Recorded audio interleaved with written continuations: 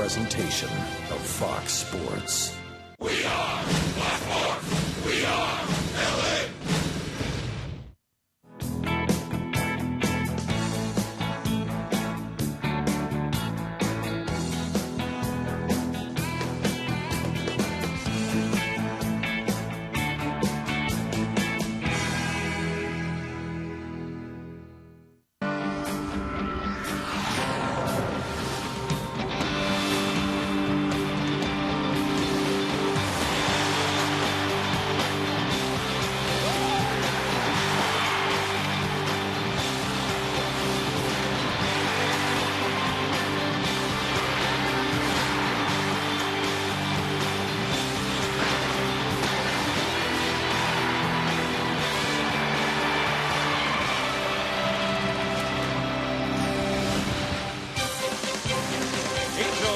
Training baseball is on the air from Tempe Diablo Stadium. The Angels host the San Diego Padres. Hi, everybody. This is Jerry Smith along with Tim Salmon, welcoming you on the Angels Baseball Network and Diablo Vision on Fox Sports West. We have a picture-perfect day here in the Valley. It's bright and sunny, little or no breeze to speak of, and it's 84 degrees. Roughly 5 minutes away from first pitch. The Angels with a quick turnaround. You don't see it happen that often here in the Cactus League, but the Angels had a night game last night, are back at it here this afternoon. Angels were blanked by the Giants last night in Scottsdale 4-0. Had kind of a skeleton lineup for that ball game. Only one regular in the starting lineup, and the Angels were checked on just 2 hits. So the Angels come in with a Cactus League record of 10 wins, 11 losses. The Padres, the opposition today, they have gone 9-9-1. San Diego came away with a big victory yesterday against the Texas Rangers. They scored 15 runs and beat up Texas by the score of 15-5.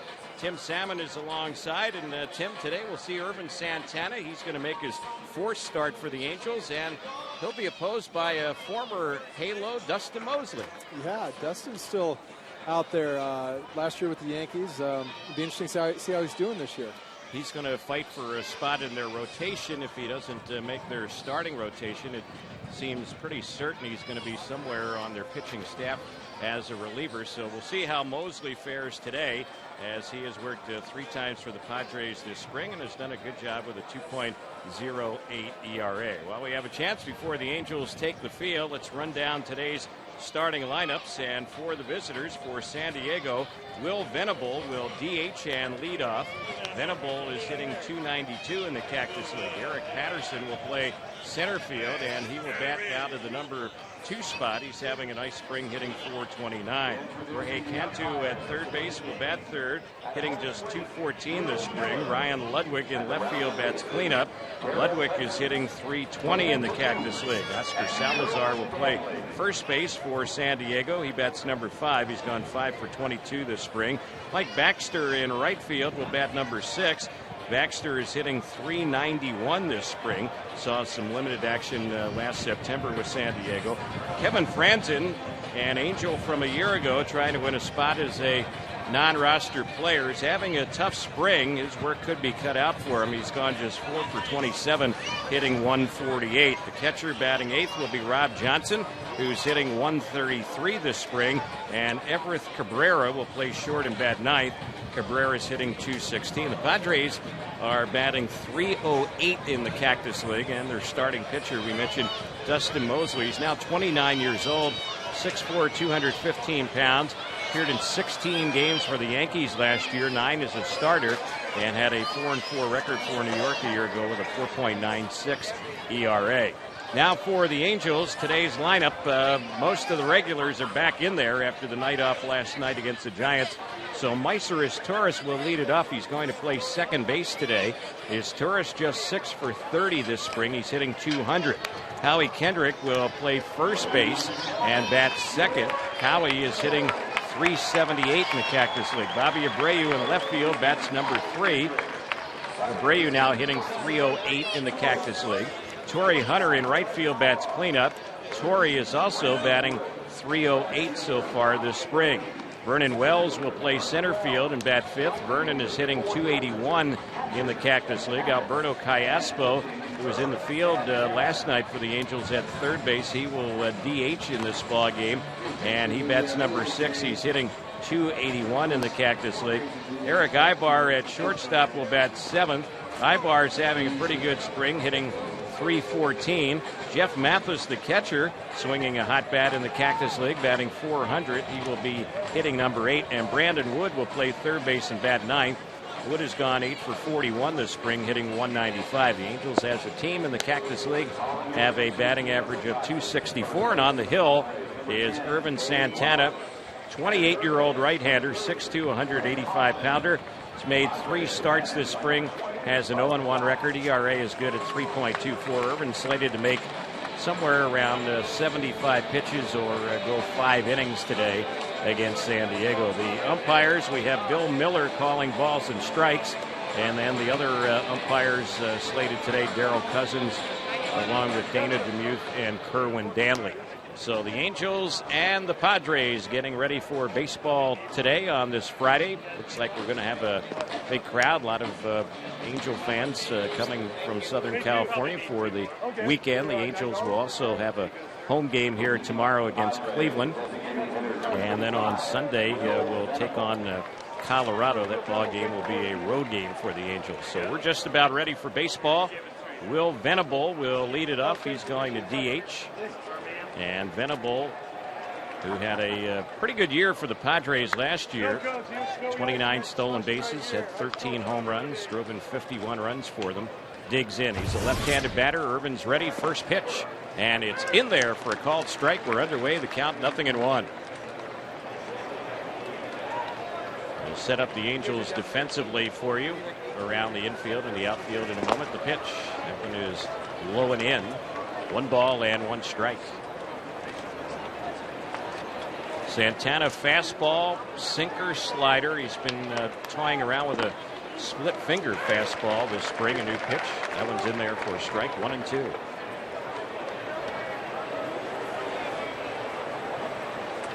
Mathis flashes the sign, the 2-strike delivery. That's a little bit low. And it's now 2 balls and 2 strikes. Irvin Santana, Tim, coming up a solid year last year, a 17-game winner. Yeah, I was here last week on his last start, and the pitch lifted foul down the left side. That one's going to get way back and out of play. Hit some good life on the ball. He's jumping out pretty well, and so far so good. He's hitting the spots inside, outside. Angels have their red tops, white pants. The Padres have the dark blue tops, the gray pants, and the next pitch on the 2-2, it's low, so it's a full count. 3-2 on Venable. Venable DHing, figures to play corner outfield for them this year, and he takes that pitch outside, so Santana walks in a leadoff walk. Just as I say that, a little bit up and away. Yep. He had a really nice outing last go around, so. You know, this is the time of year where you're hoping these pitchers are hoping to really dial stuff in. You know, maybe got another start or 2 before they break for the season. Irvin's last appearance came 5 days ago against Seattle, and he went 4 innings in that one. Gave up 5 hits, just 1 run, struck out 4. That was a ball game. The Angels were shut out on a split squad day, 2-0. Runner goes, pitches, strike, throw down to second, and the tag just a little late. Pretty close play. That was a strong throw on line, but just a tad late. A stolen base for Venable. He's had 3 this spring. Yeah, Will Venable had a very nice lead and got a great jump. Great catch and throw by Mathis, but there wasn't much he could do on that one. Well, teams have been running on Santana this spring. There's no doubt about that. And last year during the regular season, he allowed 36 stolen bases. The pitch that's low and the count 1 ball, 1 strike. Talked to Mike Socia about that this spring, the fact that Irvin does allow a lot of stolen bases, and he said, well, we'd like him to do a little bit better job holding runners, but we don't want to throw him off his game on the mound. And thinking about it, there's a bunt on the third base side, a good one. It's going to get the runner to third. Patterson will be thrown out by Wood over to first base. The bunt on the third base side. The sacrifice in order, and a runner at third base with 1 away.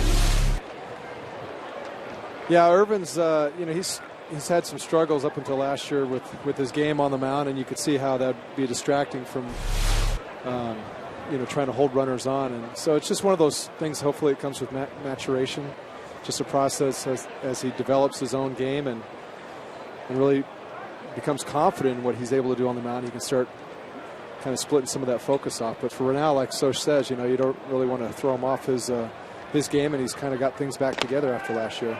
There's a pitch that is up and in on Cantu, and then a snap throw by Mathis to third base, but back in plenty of time went Venable. Jorge Cantu, the batter. He began last season with the Marlins, and he got dealt over to Texas, finished the year with them. Pitch on its way, that's in there for a strike. He signed with San Diego during the offseason as a free agent. They're hoping he supplies a little bit of pop in their lineup. Right-handed batter. Next pitch, and that's in there for a called strike. Good looking pitch. Very nice fastball inside, coming off a slider for a strike. Hitter might be looking out over the plate. Drops it in there under the hands. So he's way in front here on Cantu. The 1-2 pitch, that's off speed and low, blocked by Mathis. 2 balls, 2 strikes. Yeah, great job right there by Matty. Got to give that pitcher confidence that he can throw that nasty slider down, and you got somebody back there that can block it for you. This is one of those situations for a right-hand hitter. You're looking for something out over the plate, something you can get the barrel on and get a fly ball with the infield in. And I always found it toughest to hit in these situations when you got somebody that's confident throwing it inside. The next delivery, it's grounded on the third base side. A fair ball. The runner has to hold. Wood's throw over to first is in time. So that's just what Irvin needed right there. There was no way for Venable to break for the plate. That ball got up there quickly, and it was hit very close to the third base bag. So he had to hold the bag, the runner, and Wood makes the play and gets the out at first base. 2 gone. Here is Ryan Ludwig. Yeah, that was some nice pitching right there. He came back inside, little down. I don't know if that's that little two-seamer or had a little sink on it, but got what he wanted, a ground ball in that situation. So Ludwig at the plate. He's hitting .320 this spring, right-handed batter with power, and he swings and misses at first pitch for strike 1.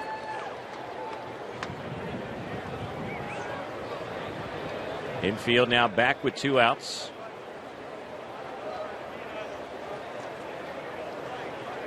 Santana's next delivery, a swing and a miss. He had him chasing that pitch. It was low. It's 0-2.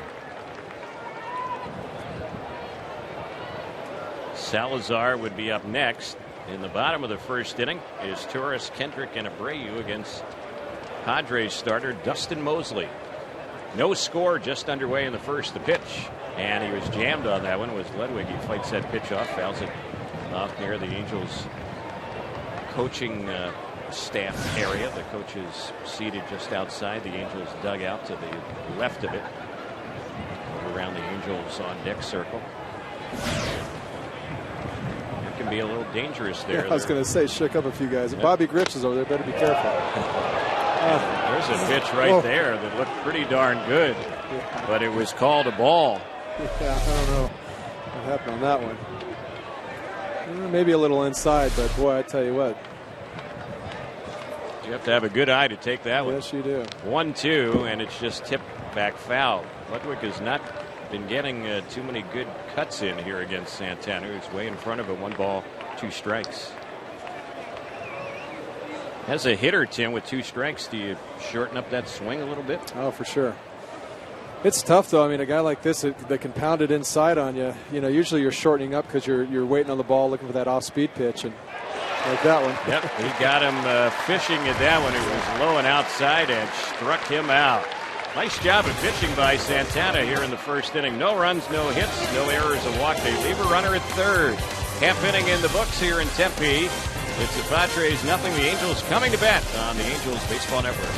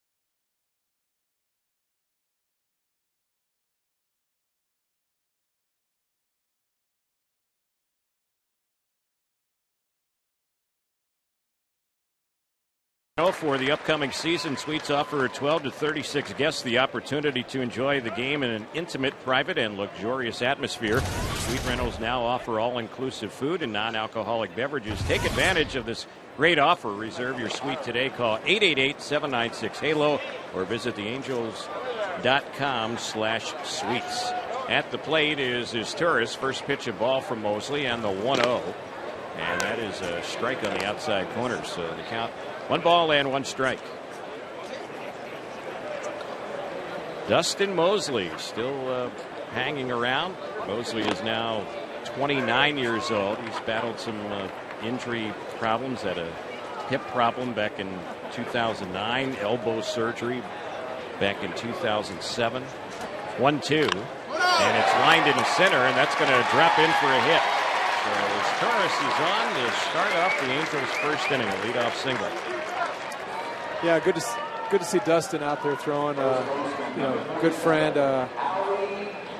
one of those good guys in the game. Had some adversity over the years and always found a way to battle back. Be nice to see him stick with the Padres and find himself a nice role for them. Yep. Mosley pitched for the Angels 2006, 2007. Also in 2008 and 2009.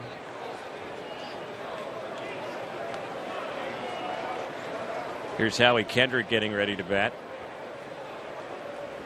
And the pitch. And that one is in there for a strike. I'll never forget when Nick Adenhart tragically passed away. Dustin Mosley was affected, as were all the Angel teammates. Mosley was one of the Angels players who spoke at the private team memorial for Nick Adenhart. Had some very great things to say. The pitch is high, the runner goes, and that's going to be a stolen base for Meiser Torres. So he picked a good pitch to go on there and beats that tag at second base. Meiser has his second steal this spring. Yeah, picked the right pitch. Curveball, slider. Howie Kendrick playing a little first base today. And Mike Socia was saying that could be a possibility if Morales is not ready to go for the start of the season. There's a pitch low that skips between the legs of Johnson. It's going to be a wild pitch that moves his Torres over to third base. So Mosley off to a little bit of a shaky start here. Yeah, Howie's floating around a little bit in the lineup. Goes from, 6 spot to 2 spot. Yeah. I like him in the 2 spot. He's got a nice, I don't want to call it inside out swing, but he really works that right center field gap. He had a situation until that last pitch to get the guy over and drive him in. And here he hits one into center field, hits it pretty well. Going back is Patterson. He's going to make an over-the-shoulder catch. Tagging and scoring without a throw from third will be his Torres. And on the sac fly by Howie Kendrick, the Angels have a 1-0 lead. RBI number 6 in the Cactus League for Kendrick. Yeah, great piece of hitting there with a man on third base, and you could tell he was looking for something out of the plate. Got his hands inside that a little bit, enough to get it up in the air and get the job done. So here's Abreu. Bobby's first at bat today, and he takes the first pitch as he normally does, and that one is low. 1 ball, no strikes. Mosley, fastball, sinker, curve, and changeup. He's always had a good curveball. Big slow curveball to pitch. Lifted in the air down the left field side. That ball's hit well down the left field side and gone. It's out of here and opposite field. Home run for Bobby Abreu. 2-0 Angels. He made good contact with that one. Good wood on it. A little bit of that spring training air, I think, carried it a little bit. No doubt. Yeah. The left fielder, Ludwig, kept going back, and then had to look up and watch it leave. Flags are blown out a little bit to left center field, but he still made good contact. Got it on the good part of the bat.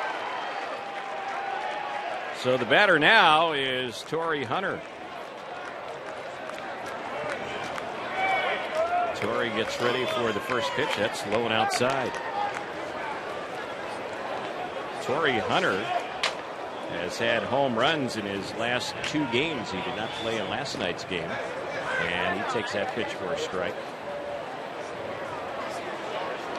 course, the Angels' home run leader this spring is Mark Trumbo. He's still sidelined with some groin tightness, and I know he's itching to get back in there. But Mike Scioscia was saying today, although he's listed as day-to-day, he's probably going to be out for another game or two, maybe right through the weekend. We'll see. There's a swing and a miss by Torrey, and after that pitch there, check in the back. Yeah, I was going to say it looked like he felt something there. Yeah, looked like a good pitch to come unglued on, and it wasn't quite there for him.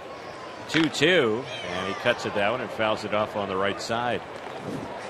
Yeah, this is a good opportunity for Trumbo. He's had a great spring. You know, just hey, take a couple more days. Make sure that there's nothing in there that could fester and slow down your spring and really slow down the season. And actually, it gives Scioscia an opportunity to kind of look at some options at first base that he might need to consider. Right, there's a called third strike on Torrey Hunter. He can't believe the call, not happy with it, as he heads back to the Angels dugout on the first base side. So Mosley gets the second out in the inning. That's his first strikeout. Vernon Wells will step up. Little two-seamer, might have been a little down. Had a little two-seam action down and in. But with 2 strikes, spring training, kind of got to put that in play, I think.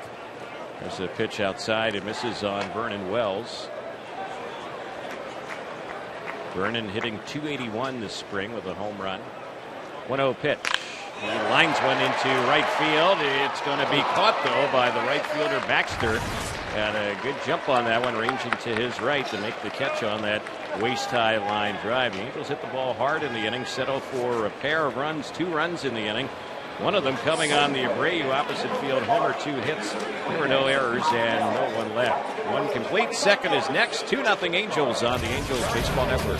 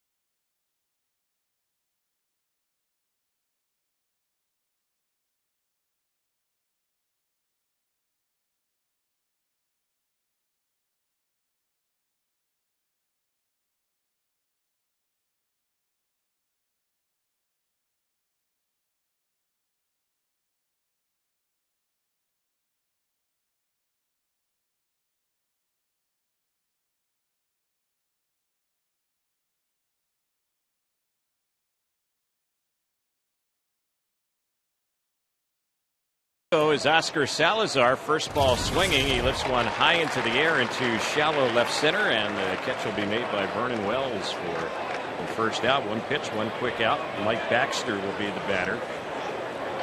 A little bit later on during the game today, we'll have some comments from former Angels pitcher Scott Shields, who earlier today announced his retirement. And of course, Tim, you're a former teammate of Scotty Shields. He joins you now in your next go around in life, I guess. Yeah. Huh? Yep. You know, my feeling is I think he might have left a year or 2 early. I mean, it still seems like he had a good enough arm to still get outs, but he's had some knee issues, and he's always been a family guy. So it's been hard the last few years being away from the family as much as he has. Yep. Here's one that's fouled back on the left side, and the count 1 ball, 1 strike on Baxter. Defensively today, the Angels have Kendrick playing first base as Torres is playing second. Wood is the third baseman with Ibar at short. Next pitch, and that one is low and in, 2-1 in the outfield. Bobby Abreu is in left field. Vernon Wells in center. Torrey Hunter is playing right. Jeff Mathis is the catcher. Callasco the DH. And Santana on the hill. There's a liner hit to right center, and Hunter is right there to put it away. Ball hit sharply. That's the second out. Yeah, ball hit really nicely. It's good to see Torrey getting some of those looks, those line drives in the gaps. It's tough here in spring training with the glare off the back of the stands behind home plate, and he moved on that ball pretty nicely there. So here is Kevin Franzen. He was with the Angels for part of last season, hit .250. Was a free agent at the end of the year and signed a minor league deal with the Padres, trying to win a spot as a reserve player for them. Takes strike one from Urban. Franzen, a right-handed batter, 28 years old. The pitch. He lifts one high and deep into left field. Chasing after it is Abreu. He's at the wall, and that one is gone. It sneaks over that left field wall. Franzen has his first home run this spring. He came in hitting 148. And now it's a 2-1 Angels lead. Now, it looks like today, if you get it up in the air, you're going to see that ball carry. Yeah, light air today. That ball got a little bit in on him, but he pulled those hands in nicely, got enough barrel on it. And like you said, I think it's carrying just a little bit out there to left. It's a little deceptive because the wind doesn't look like it's blowing much, but nice, hot, sunny day. It's a little warm up here. Yep. It's 84 at game time. First pitch on Rob Johnson. That's low and away. Irvin is set, and the next pitch up and in. 2 balls and no strikes. That home run, the first one Santana has allowed this spring. Well, like I said, it wasn't a bad pitch. It cut the middle inside part of the plate. 2-0 on Johnson. He drops one into right field for a base hit. He goes the opposite way. And so they have a pair of 2-out hits in this inning, and now the 9-hole hitter, the shortstop, Cabrera, will be the next batter. Fans' individual game tickets for the 2011 season are now on sale. Don't miss out on 81 first pitches by former Angels, Flashback Fridays, post-game concerts, and many other events during the Angels' 50th anniversary celebration at the Big A. Purchase tickets at angels.com, the Angels Stadium ticket office, select Ticketmaster locations, or call 800-745-3000. Time called just before Santana was ready to deliver to Everett Cabrera. Switch hitting shortstop. Here's the pitch. And that one is low and in, 1-0. Cabrera figures to be a reserve for them. Their middle infield starters are set this year with a couple of newcomers. Jason Bartlett at short, and Orlando Hudson will be their second baseman. It's a chopper hit on the right side. At is Torres. He's playing second. He'll throw to first in time, and the inning is over. In the inning, the Padres get a run. They had 2 hits, no errors. They leave one on. Bottom of the second coming up. 2-1 Angels on the Angels Baseball Network.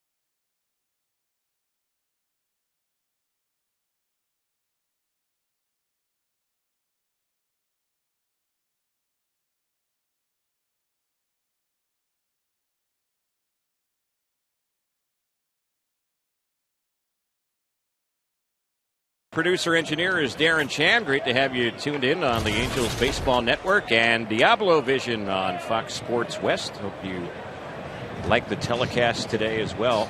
We go to the bottom of the second inning, and the batter is Callaspo, and he takes the first pitch from Mosley for a strike. 0-1 to count. Callaspo, Ibar, and Mathis, the batters, against Mosley. Here's his pitch. That's in there for a strike. Mosley was a first-round pick of the Cincinnati Reds. That was back in June of 2000.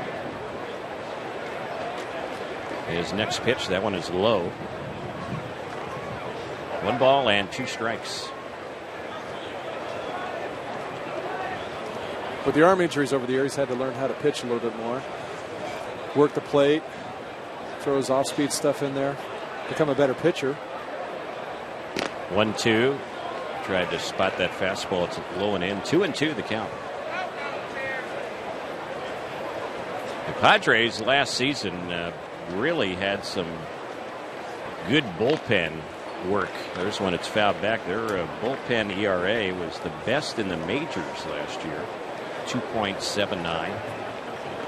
And they still have some of those pieces back of this year as far as relievers. Mike Adams was terrific for them. Of course, their closer, Keith Bell, was outstanding last year. And they had some very good work from Joe Thatcher, although he's been bothered by some shoulder problems this spring for San Diego. Luke Gregerson had a terrific year for him. He worked in 80 games for the Padres last year. The pitch, it's fouled off on the left side, back and out of play. Well, some parts of the game just don't change. I mean, pitching and defense is what it's really all about. I mean, they didn't have a very productive offense last year, and right.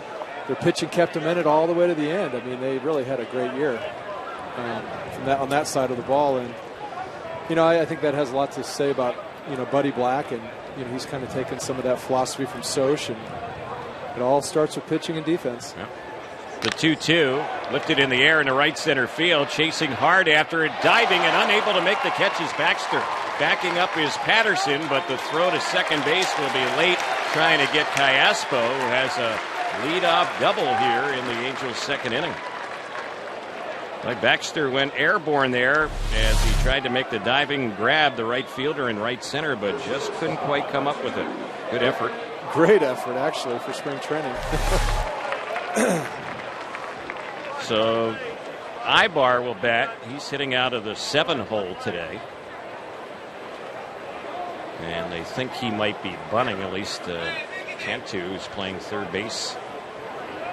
He's playing in on the infield grass. The pitch, that one's ripped down the right side, and that is trouble. It's going to take a bounce and roll all the way out to the wall. Being waved around is Callaspo. Ibar is going to head for third. Here comes the relay, and he is safe with an RBI triple.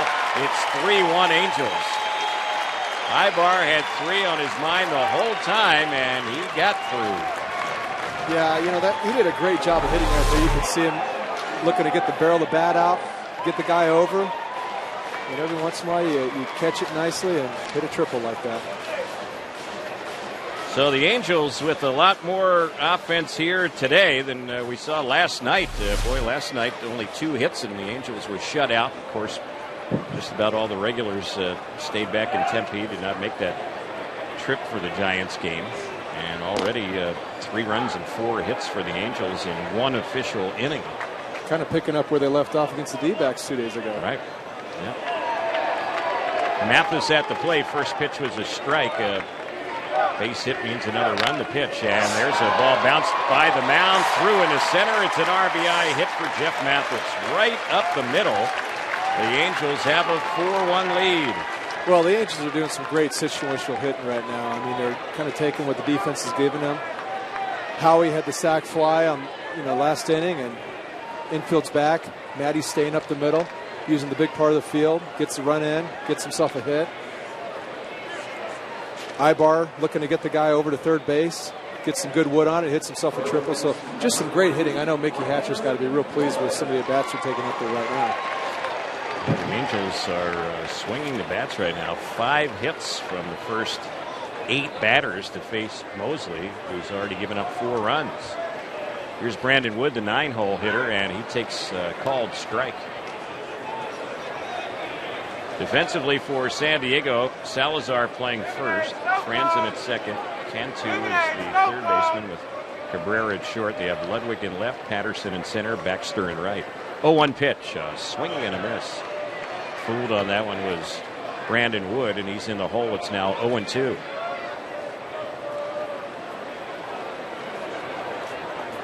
Infield at double play depth. Outfield is pretty much straight away.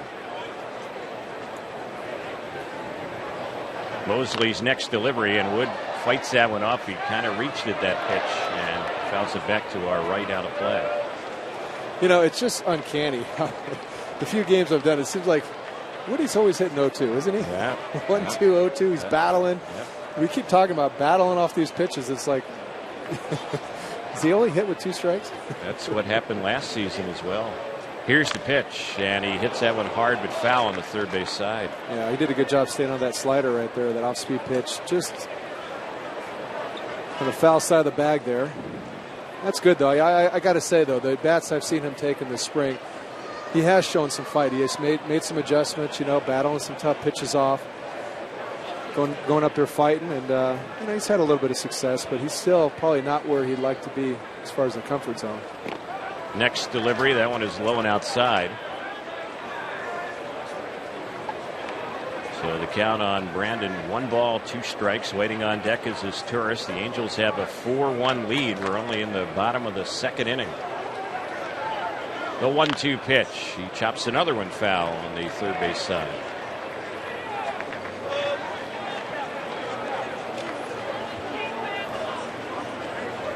Tino Ebel flashing some signals. The third base coach, Alfredo Griffin, is the coach at first base.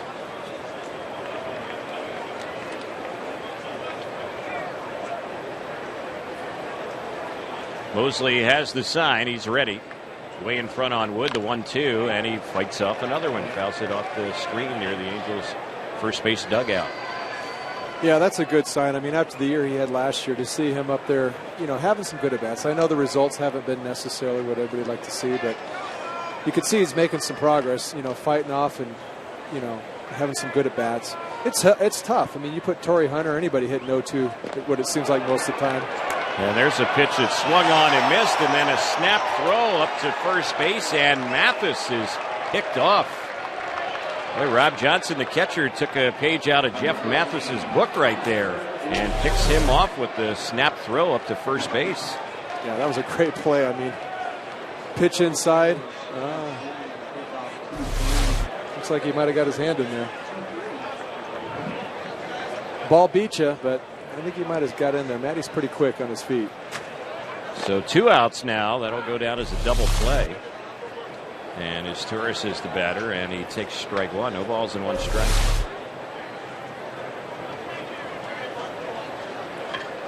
Here's the pitch. Bounce right back to Mosley. This should be the inning. He'll easily get his Torres, and that'll do it for the Angels. But another 2-run inning for the Angels. 2 runs, 3 hits. No errors, and nobody left. 3rd inning coming up. It's 4-1 Angels on the Angels Baseball Network.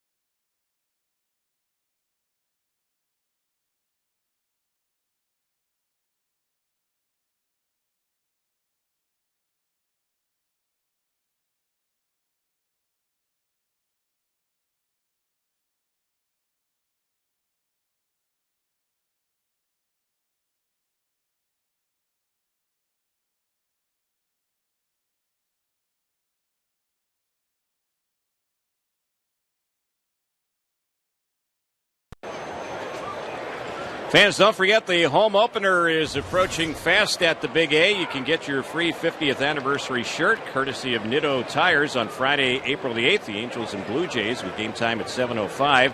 The home opener will also include a pregame flyover and the first pitch by the very first Angel, Eli Gerber. Purchase your tickets today at the Angels Stadium ticket office or online at angels.com. 1-1 pitch on Venable. He takes that one low and in. 2-1 is the count.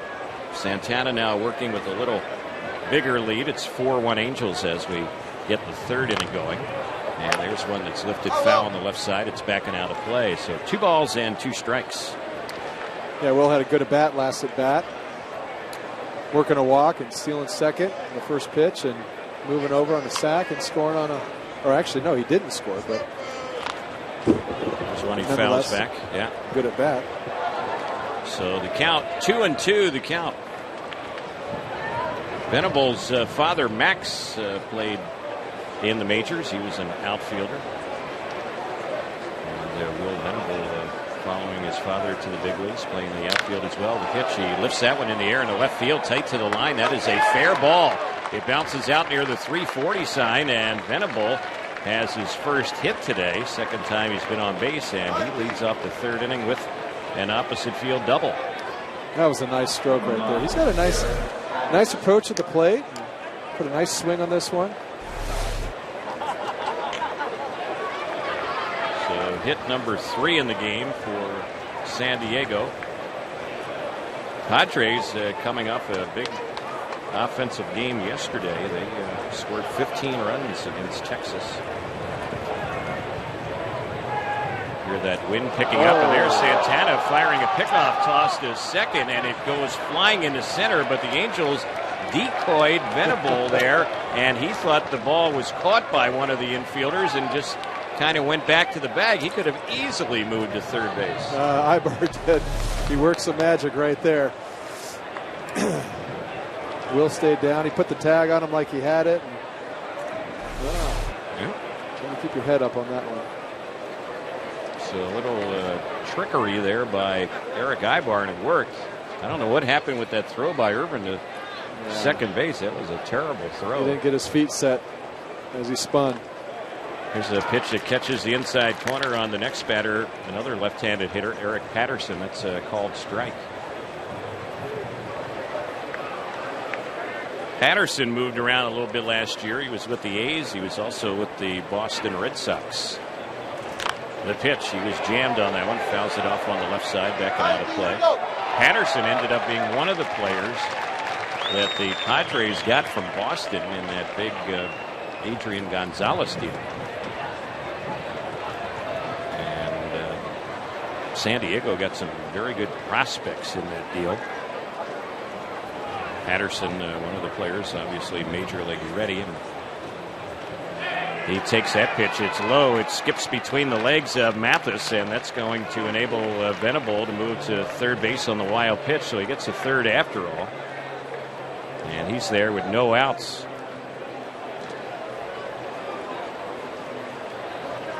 One ball, 2 strikes the count. The key player really in that Adrian Gonzalez deal from the San Diego side, they got a pitcher by the name of Casey Kelly, who was a first-round pick a few years ago by Boston. The pitch that's fouled off right by the batter's circle. 1 ball, 2 strikes. And Casey Kelly, whose dad, Pat Kelly, played in the big leagues. Oh, Pat Kelly, yeah. A lot of people predicting some big things from Casey on the hill. He's still a ways from pitching at the major league level, but great potential.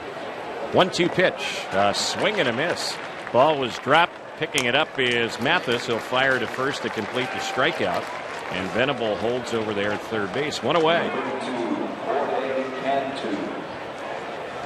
Yeah, Irvin's got that nice slider work, and there were 2 strikes. That one got away from Matty to let Venable advance, but I tell you what, on the replay, he did about everything he could to block it. It just found a little tiny gap under his glove, and Matty's about as good as they come back there blocking him. Did a good job there and was able to throw him out at first. So here's Cantu with the infield in, swinging and missing that first pitch. That was a high one on the outside part of the plate. 0-1. Well, Cantu was batting the last go around when he was pounding them fastballs in, and I think he's looking for it. He threw that one away. Yeah. 0-1 pitch. There we go. And he tried to sneak one inside and just missed a little bit low. You know, it's pretty interesting. I mean, you know, how many opportunities you get to hit with a man on third and filled in and back-to-back at bats. Yeah. But here, you know, it's an opportunity to work on a part of your game and get your zone down. And next delivery he takes in. That's a strike on the outside part of the plate. Yeah, he's probably remembering that previous at bat where Irvin was pounding him in and got him to roll over on a little two-seamer or something inside. So Santana way in front, the 1-2, and he worked inside. Yep. Jorge's, I think he's like one step behind him. Looking in, he throws away, looks away, he throws in. He just got a battle right here, though. Right-hander against right-hander, 2-2 pitch, and that one a little bit low and away. Yeah, he did a good job laying off that pitch right there. Full count. Cantu has driven in 9 runs for them this spring, so he's been a run producer, even though he's hitting right around 200 in the Cactus League. He's a veteran hitter. I mean, this is a good guy to have in the lineup in these kinds of situations over the course of the season. And he lifts one in the air into straightaway center field. It would seem to be deep enough, making the catch as Wells, tagging at third and coming in to score without a throw will be Venable. And on the sac fly, the Padres put a run on the board. It's now 4-2 Angels. Looked to me like he tried to throw a slider in there, get it up a little bit more for a strike, and Jorge stayed on it and kept his hands inside of it. Got enough of the barrel to drive him in. Yep. Ludwig will bat. He struck out his first time up. When the Angels bat in the bottom of the third, Kendrick, Abreu, and Hunter will be the hitters, and Mosley will still be out there on the mound. There's no action in the bullpen. Here's the pitch on Ludwig. He fouls it back to the screen.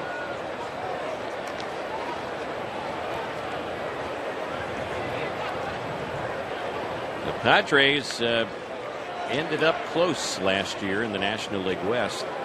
They were just 2 games back when the season ended. Here's the pitch. Hopped in the air on the right side, and that's foul. Seeing the Giants for the first time this spring, Tim, and we'll see them again Wednesday of next week. They'll be here to face the Angels in Tempe. They look like they're going to be very good again. There aren't too many holes as far as that Giant club. They have a lot of veterans on that team as well. Well, their pitching staff is pretty phenomenal. We saw what they're capable of in the World Series last year. Actually, all the postseason. You know, they just kind of, you know, they didn't really run away with the division last year. The Padres had a great year. Everybody was kind of waiting for them to fall off, and they never did. They just hung in there to their credit. And you'd like to think if they had a little bit more offense. Here's Ludwig lifting one in the air toward right field. Torrey's going to have a play, and he'll make the catch in fair ground right near the foul line in medium right. The inning is over. So in the inning, San Diego gets a run. They had 1 hit in the inning, no errors. And in the inning, no one left on base. Bottom of the third coming up. It's 4-2 Angels on the Angels Baseball Network.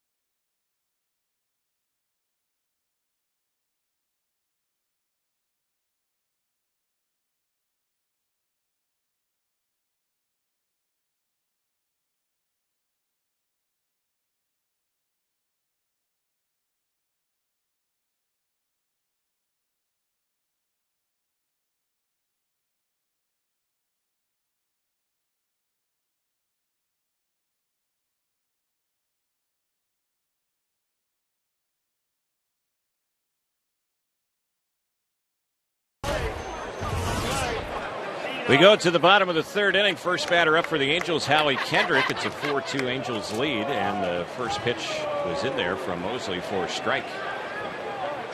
The 0-1. It's low and outside. Fans, the Angels are giving away free fleece blankets courtesy of Yokohama Tires to all fans when the Angels host the Indians on Tuesday, April the 12th. This game sells out every year, and great seats are going fast.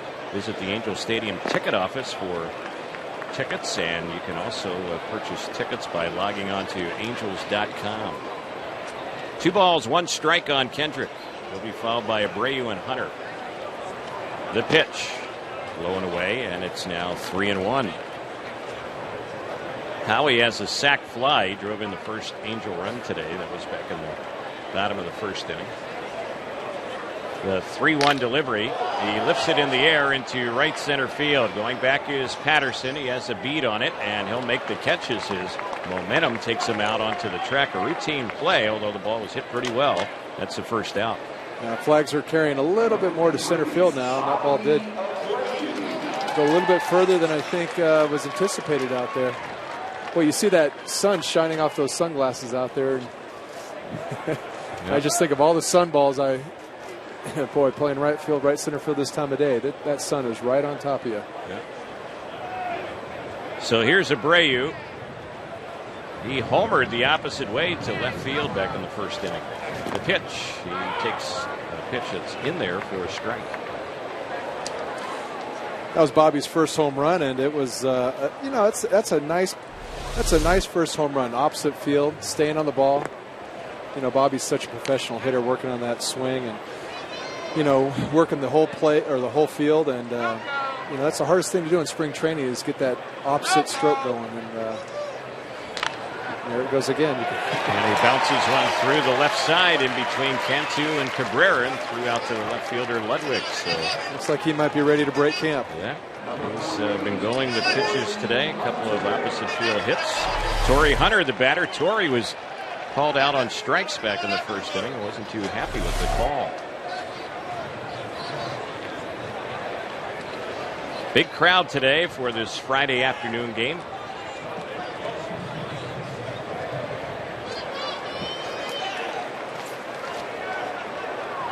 Mosley delivers, and Hunter takes a little bit low. After this game, the Angels here in Arizona will have 4 more home games, and that's it.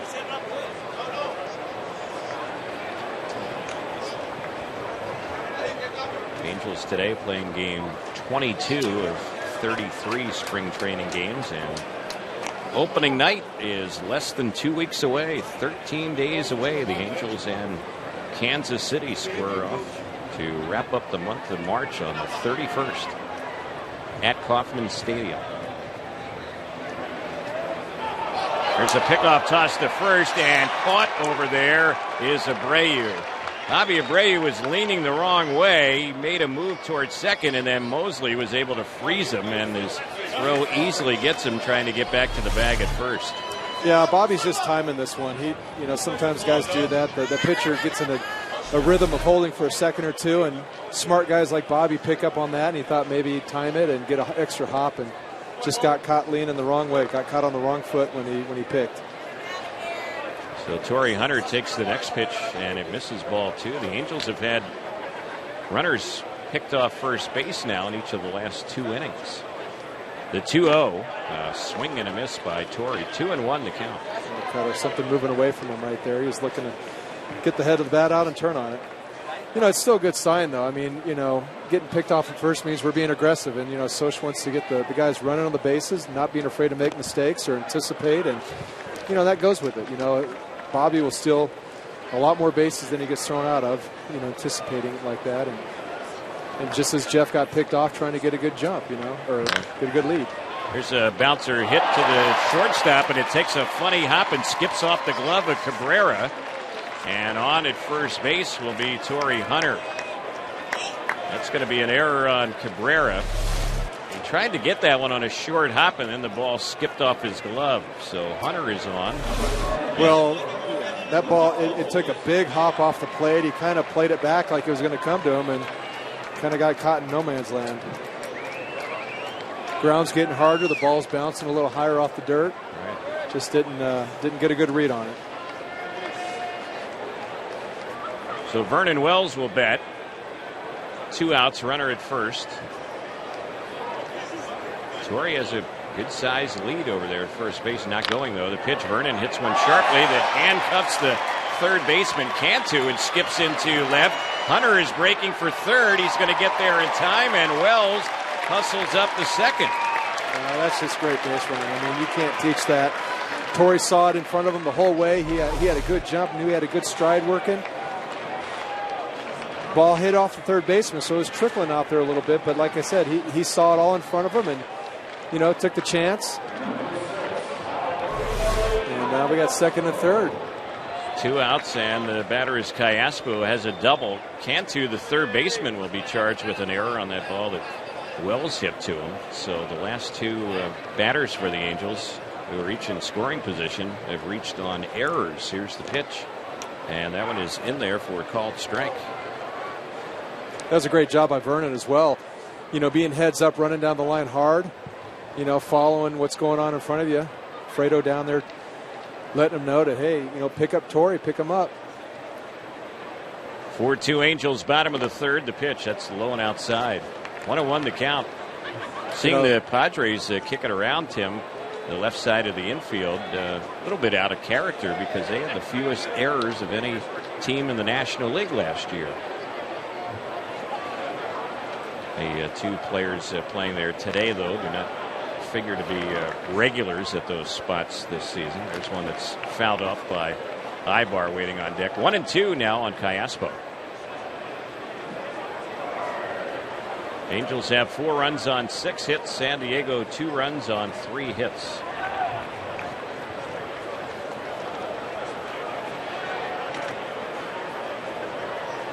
Mosley will work from the stretch. The 1-2 on Callaspo. He is out looking. Took a pitch on the corner and struck him out. He didn't pull the trigger on that one. That was too good a pitch to take with 2 strikes. In the inning, kind of an odd inning, no runs, 1 hit, 2 errors, and 2 runners left. 4th inning coming up. It's 4-2 Angels on the Angels Baseball Network.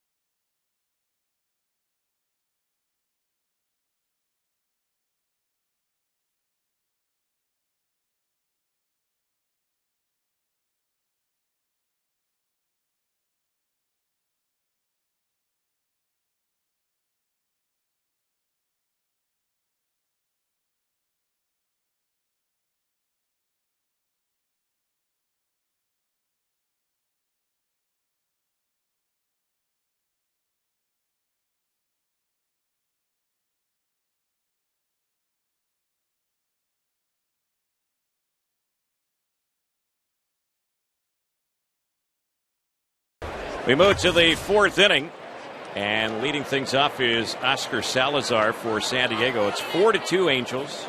Irvin Santana slated to go 5 innings, 75 pitches today as he works here in the 4th, and there's a swing and a miss.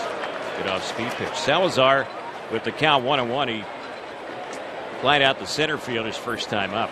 Baxter and Franzen will follow, and the next pitch, that one misses a little bit low. Let's pause for station identification here on the Angels Baseball Network. Hey, you got any extra ones or no?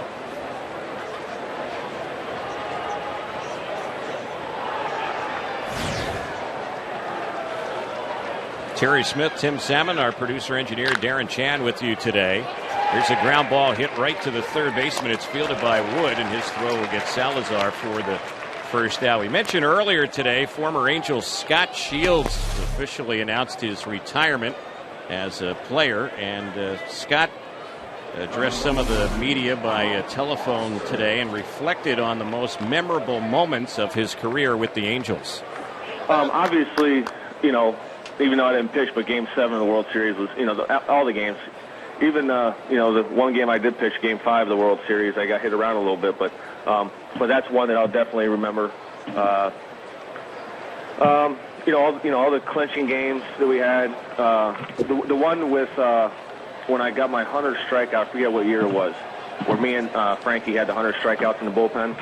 That was something. I remember turning around after I got the strikeout, and Frankie, we're in Seattle, and Frankie was giving me a thumbs up. So stuff like that, I'll definitely treasure. Scott Shields, who today announced his retirement. Tim Salmon is with us for our broadcast today. Of course, a former teammate of Scott Shields. Yeah, I was thinking back to the World Series, and we had a few days off, and I wanted to stay loose, and Scott Shields was still in a simulator, and Soch was back doing an interview, and I jumped in there and took some swings off him. Soch came running out. What are you doing? Shieldsy was filthy on righties, and he didn't want me in there taking a sinker off my shin or something and knocking myself out, which I can understand, but yeah, Shieldsy had great stuff. He was a pleasure to play behind. He just really ate up some valuable innings, right there setting up Percy and then Frankie. And can't say enough about what he brought to this organization and out of the bullpen. There's a swing and a miss at a 2-2 fastball. Irvin just blew it by Mike Baxter for the second out. The thing I remember about Shields is what a great sports fan in general he was. I mean, Miami Hurricanes. Right. He would be in the clubhouse every day wearing a different jersey, the Dolphins, the Hurricanes. He'd wear Miami Heat basketball. Yeah. That's before LeBron went over there. You'd have Detroit Lions jerseys on. He lives in Michigan. And, what a huge sports fan. We got into many, many arguments of why SC was better than the Hurricanes. Sure, yep. Yeah, he was always playing some kind of fantasy league or something. Sure. Yeah, Shields was a treat. A couple things that stand out about guys. He had a rubber arm. I mean, he looked like Gumby, just roll out of bed and he could pitch 9 innings or whatever and could always throw it, but he ate chicken fingers every meal of the day. I mean, it was like, are you kidding me? Are you 5 years old? There's a check swing by Franzen, and on the pitch they say he was holding. Or did they? Maybe they said he went around. 1-2 the count. Yeah, Shields, he was a treat. I still think, I know he had some injuries. It's tough when you're playing with injuries. The game kind of takes some of the joy out of it. But I think he could have pitched another couple years. Maybe not in the setup role like he's been accustomed to, but it's walking away from the game. I mean, in another year or two, he's going to think back on, no, maybe I should have played another year or two. Most guys do. Here's the 2-2 with 2 outs, and that one is tipped foul right by the plate. So the count stays at 2-2. I didn't hear any other comments from Scott Shields today, but my guess is that he just didn't want to be the 7th guy in the bullpen, the last guy. Yeah. He cherished pitching in a meaningful role, and if he wasn't going to have that opportunity, I guess he figured, I can retire on my own terms. Well, he's been down there in the bullpen enough to see enough guys that are down there without a role, and just knew that wasn't for him. Just like I did in my career, being a bench guy and not really knowing when you're going to play, after you've been an everyday player, it's tough. It's a tough transition. So, and he had, he's got, 2 young girls back at home, and they were back in Detroit going to school. So it was really tough being away from him much of the season. So I can understand. So pitch that's low. When you've had a prominent role on a team, and then all of a sudden your role might become, say, a mop-up man. Yeah, that's a tough thing, I'm sure, for a player to deal with. And Scott Shields, I think, probably felt, hey, I put in enough years, I can leave on my own terms, as I mentioned. There's a 3-2 pitch that's going to miss low on Franzen, and he will trot down to first base. He has a 2-out walk. So Rob Johnson will be the batter. He has a hit so far today, his only time up. That walked the second one by Irvin, who has struck out 3 batters along the way. The Angels lead the game 4-2. We're in the 4th inning here from Tempe. Number 14, Rob Johnson. Well, it's sad to see. I guess most of those guys from 2002 are out of the game, or a lot of them are. And you got John Lackey and Figgy. Who else is around? Not too many other guys to follow out there, but. Yeah, I mean, last year Scott Shields was the only remaining player with the Angels. And then, last season you still had Benji Molina playing, but Benji's, not with anyone. David Eckstein isn't playing this year. How quickly time passes. Yeah. There's a pitch that Johnson tries to check on. He ends up going around. He's in the hole. It's now no balls and 2 strikes. It's really interesting. It seems like Irvin's throwing a lot more of those sliders today. Maybe really starting to try to find that feel as we get closer to opening day. See Matty having to work a ton back there, blocking balls in the dirt, doing a good job. But Irvin, that slider's important to him as we get into the season. And this looks like one of the games where he's really trying to finish up getting that feel for it. Here's the 0-2. They pitch out. Nothing brewing, as holding on was Franzen. Over there at first base. Franzen has had a home run and a walk today. The ex-Angel trying to win a spot with San Diego. Angels 4 runs, 6 hits. The Padres 2 runs, 3 hits. Santana's 1-2 pitch. Low and outside. 2-2. Another off speed. I wonder if he's he keeps talking about throwing that splitty. I'm curious to know if any of those pitches have been that splitty. It's kind of tough to tell from up here, but it'd be interesting to see how he feels coming out of camp, if he was able to develop that pitch or not. It'd be a great pitch to have in your toolbox. Yep. There's one that's fouled off down the right side. Kind of had me wondering here about those players that still might be playing that were Angels for the Frankie Rodriguez. Obviously, we'll see him this season. The Angels will play the Mets in interleague play. So Frankie, one of those players, still in the game at the major league level from the 2002 team. It's interesting. It was such a big moment, I'm sure, for just as much the players as the fans. It just seems like it was yesterday. I mean, I think of some of the playoff games they've played since then, and that seems longer, or more time has passed than the World Series to me in some ways. Right. There's a pitch that misses low, and it's now 3 balls and 2 strikes. I was kidding around with Jeff Mathis earlier this spring.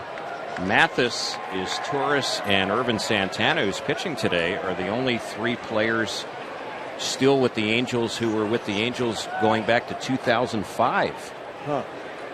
The pitch. That one's chopped on the third base side. Funny hop, and it's not going to be handled cleanly by Wood. And going first to third with 2 outs with some pretty good hustle right there is Franzen. And they have runners at the corner. So this bottom part of the lineup has given Irvin some trouble here today. And we'll see if he can take care of the 9-hole hitter, Everett Cabrera. Yeah, Woody was playing back on that and had to come charging up on it. Didn't quite get the short hop where he wanted it. Bounce off him. They're going to give Johnson a hit on that one. So runners at first and third, 2 outs. I'm sure Brandon would have felt he could have made that play, but probably deserving of a hit. 2 outs, infield playing back, and he chops one. Yep. It's not an easy play. He really had to do everything right. And as it turned out, once that ball took a bounce off his chest, no chance to get the out then at first base. So here is the switch hitting Cabrera at the plate. He bats from the left side.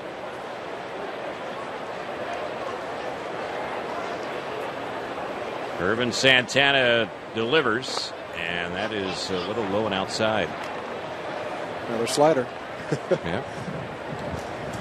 Yeah, I guess about a week or so ago, last game I did with you, Terry, he was just pounding that fastball. Boy, he had some great life on it, mixing it in and out. 1-0 pitch. Low and in.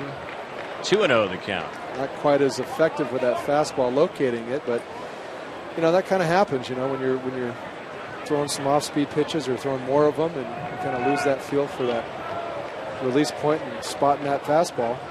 Runner at first goes. The pitch is lifted in the air in the left center field. Wells is going to make a nice running catch in medium left center. He got a good jump on that one. He retires Cabrera, and that'll end the inning. So they threaten but fail to score here in the fourth. No runs, a hit, a walk, no errors, 2 runners left. We're headed to the bottom of the fourth. 4-2 Angels on the Angels Baseball Network.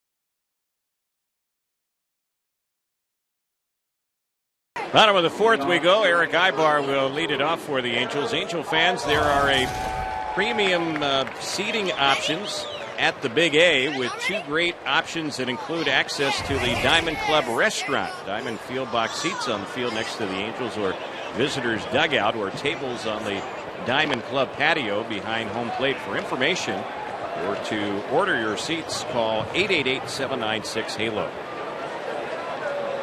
First pitch on Ibar was a ball.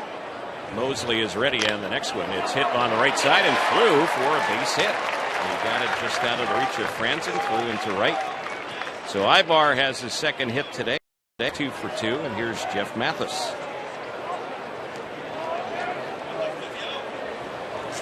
It's been a good start for the Angels offense today. I mean, every inning we're putting some ducks on the pond with some good hitting and taking advantage of maybe some errors on the other side, but nonetheless, it's got to be a great sign for the offense to kind of see themselves starting to click a little bit. I like that term, ducks on the pond. You sound like an old-time radio broadcaster in baseball. You know what? As soon as I said it, I was like, boy, that's old. There's a toss to first base. Back to the bag goes Ibar. Yep, there are certain terms that are only synonymous with baseball. That would be one of them, ducks on the pond. Mathis awaits the pitch here from Mosley. These two former battery mates, and there's a pitch out. Nothing brewing as Ibar was holding on at first base. You got to. Mosley's been around enough. He knows Ibar. He knows Matty. He knows. Good likelihood there could be something on, either running or hitting and running or something. But this is a good part of the lineup and set up for some kind of action. There's a bunt attempt by Mathis, and he did not make any contact on that one, and it's a strike. I think he was just showing it, maybe kind of taking another pitch for Ibar if he thought he might have a chance to steal the base. 1-1 the count.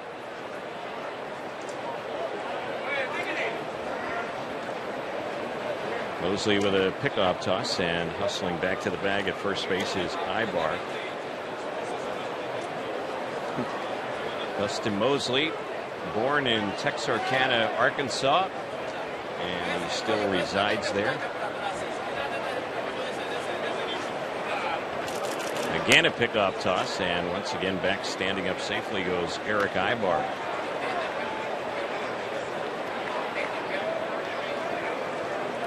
I was in Angel camp when they were giving those signs, and I guess I didn't do a good enough job paying attention. He could tip us off on some. There he goes. He's running his Ibar. A bouncer hit on the third base side. It skips off the glove of Cantu, recovers, and throws to first in time, but with that little bit of delay, boy, Ibar did not stop at second. He continues on to third, and he gets there without a return throw. Yeah, another great job of base running by Eric there. I was watching him the whole way. He timed it. He was full stride. As soon as that ball came out of Cantu's hand, he just kept it going. That's that aggressiveness Socha talks about. On a routine ground ball to the third baseman, the Angels have a runner go first to third. You don't see that happen very often.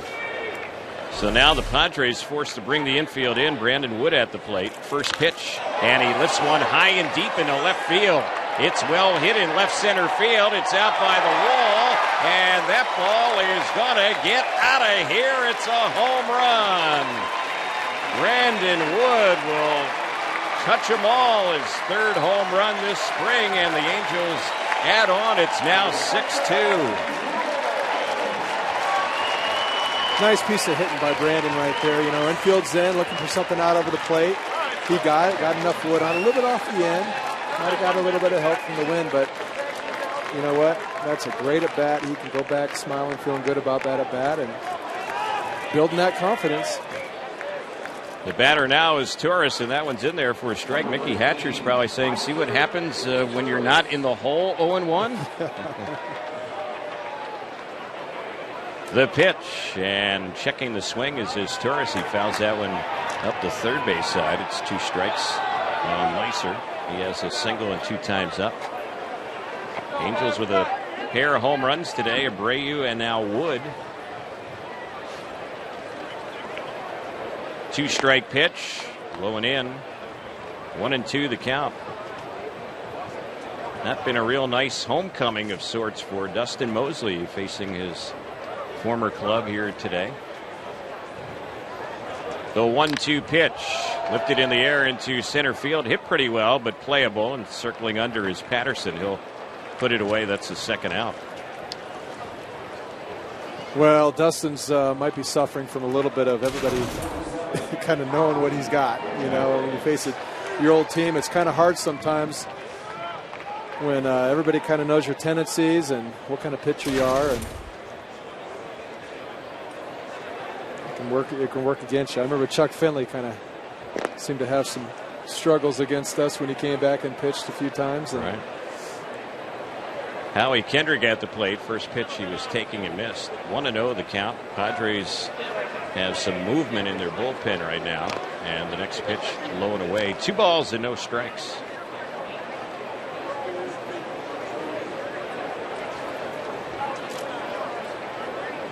Here's the 2-0. That's fouled back to the screen right near Bobby Abreu waiting on deck. 2-1 on Howie Kendrick. Howie's hit a couple of balls to Patterson, who's had a pretty busy day already out there in center field. One a sac fly for Kendrick. That was his first time up. The other one just a fly out. The 2-1 pitch chopped on the third base side, a foul ball. Tomorrow when the Angels are here in Tempe, it'll be the Cleveland Indians. And Scott Kazmir will face Justin Masterson. Boy, the Angels keeping their fingers crossed with Kazmir, hoping for a solid outing against the Tribe. 2-2 delivery. Grounded sharply to the shortstop, fielded by Cabrera. High throw, but keeping the foot on the bag is Salazar. It was a nice play right there by the first baseman to prevent a throwing error, and the inning is over. 6-3 on the ground out. 2 more runs for the Angels, who are doing it in twos today. A 2-run first, second, and now fourth. In the inning, 2 hits, no errors, and no one left. 5 innings is where we're headed to the 5th. It's 6-2 Angels on the Angels Baseball Network.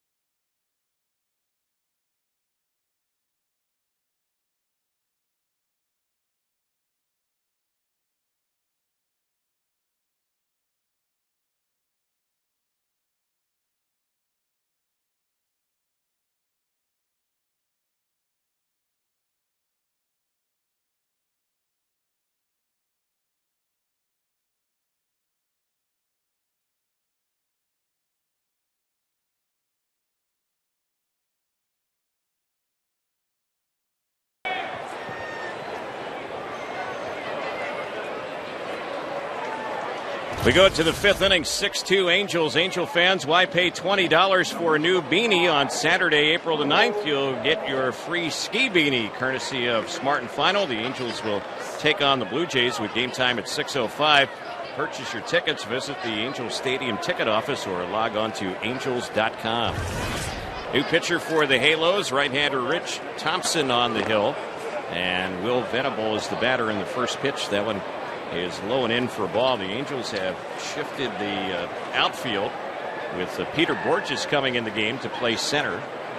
Vernon Wells goes from center to left, and Bobby Abreu goes from left to right. Torrey Hunter has left the ball game, and Borges will be batting out of Torrey's spot, which is the cleanup spot in the Angels batting order. Hunter went 0 for 2 today. 1-0 pitch missed on Venable. Thompson said, here's his next pitch, and that's in there for a strike. Rich Thompson, who's pitching for the Angels, has had a nice spring so far. This appearance for him is his 5th, and he's yet to allow a run. He's worked 4 scoreless innings. He's struck out 6 in those 4 scoreless innings, walking 1. He falls behind, though, on Venable as the pitch missed. It's 3 balls and 1 strike. The right-hander's delivery. It's a one hopper. It's going to skip through into center field for a base hit. Cleared the mound and was out of the reach of Ivar. And Venable on base for the 3rd straight time today. Yeah, he's having a really nice game. Nice swing. I mean, I really like his setup, and obviously he has the ability to get on base and make some things happen out there, as he's shown today. Venable last year, he had 13 home runs, 29 stolen bases, so a little bit of power and speed. Gives you a lot of different things at the top of the batting order. Eric Patterson, the hitter now, and the pitch. He chops that one foul. The Angels starter, Irvin Santana, went 4 innings. So he used up basically those 75 pitches in just 4 innings. He gave up 4 hits, 2 runs earned, walked 2, struck out 3, allowed a home run, and threw a wild pitch.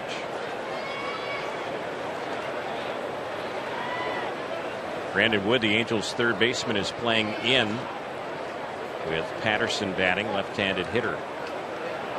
Pitch out, nothing brewing. Venable was not on the move. He has stolen a base today, but he was not running on that one.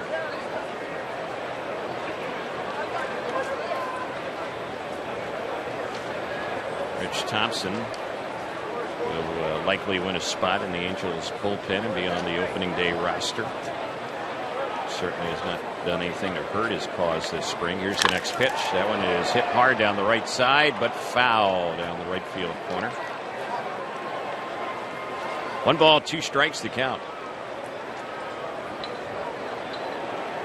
In limited innings last year with the Angels, Thompson held left-handed batters to a 100 batting average a year ago. He'll throw a fastball, top out around 94. He has a good curveball. He'll throw a cut fastball as well.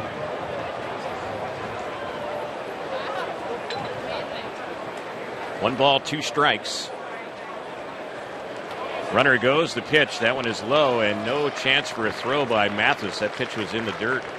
So that is going to be a stolen base, the 2nd in the game for Will Venable. Matty's having to work today, that's for sure. Another block in the dirt. Not much you could do on that one, obviously. So the Padres trying to be aggressive, even down by 4. They had that runner going and an easy stolen base. 2-2 now the count on Eric Patterson. Thompson's pitch. Grounded on the right side. That'll get the runner over to 3rd. The throw is in plenty of time by Asturias to Kendrick, who's playing first base, and that's out number 1. But Venable now at 3rd base, and Cantu will be stepping up to the plate. He's been in this situation every yes, at-bat. Yeah. Yes, he has. We're going to play the infield back this time around, though. But, yeah, that's one of those odd days where you're like, boy, I've been in this situation every at-bat. All right. 1 out with a runner at 3rd. 3 straight times for him. He's driven in the runner in that situation once today. And the pitch, this one is going to bounce out to short. He's going to get that runner in. The only chance for the out is at first base. It's in time to get him on a 6-3 ground out. And he gets his second RBI of the game. And now the Angels lead stands at 6-3. 2 outs, no one on. You know, it's funny, as a hitter, you go into spring training, you might go most of camp and not really get into any deep RBI kind of situations that you'd want to get some good work out of. And then you get a game like this where you're hitting with a man on third 3 times in a row. And just crazy how it all sets up. Ryan Ludwig bats, first ball swinging. He lifts a high fly ball to straightaway center field. Borges is there under. He'll squeeze it, and that will end the inning. For the Padres, they do come up with a run. They had only 1 hit in the inning, no errors and nobody left. Bottom of the 5th coming up here at Tempe Diablo. It's 6-3 Angels on the Angels Baseball Network.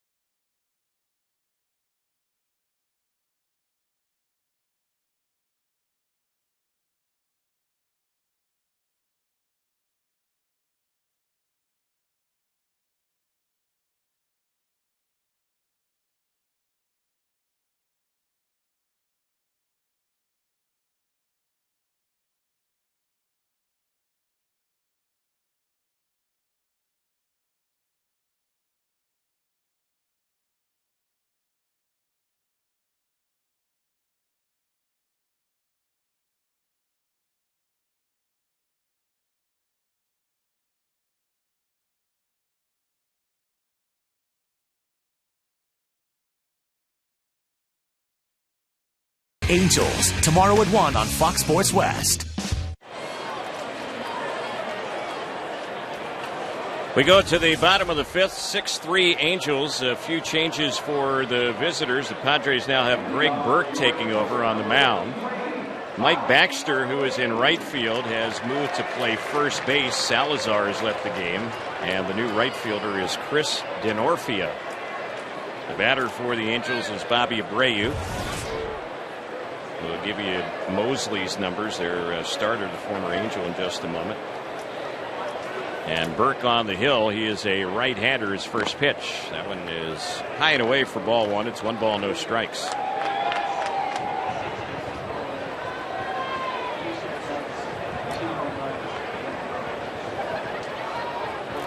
Burke is set.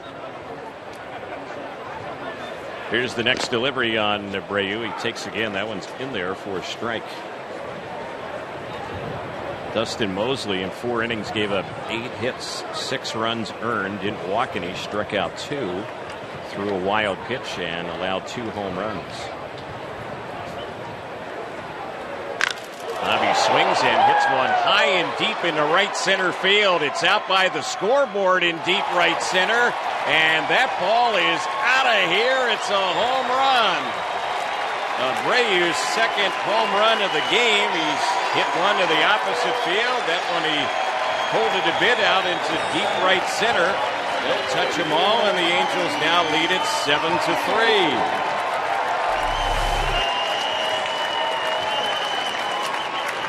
Bobby, well, I tell you what, opening day needs to be tomorrow for him. He's really locked in. He's got the swing working, staying on the ball, working the other side of the field early in the game, and now he gets the head out and hits a home run.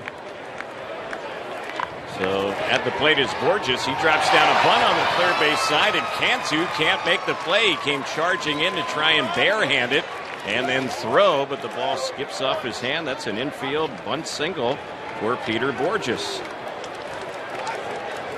Well, Mike Scioscia might have liked seeing that bunt base hit by Borges as much as the Abreu home run there. Yeah, I'm sure he did.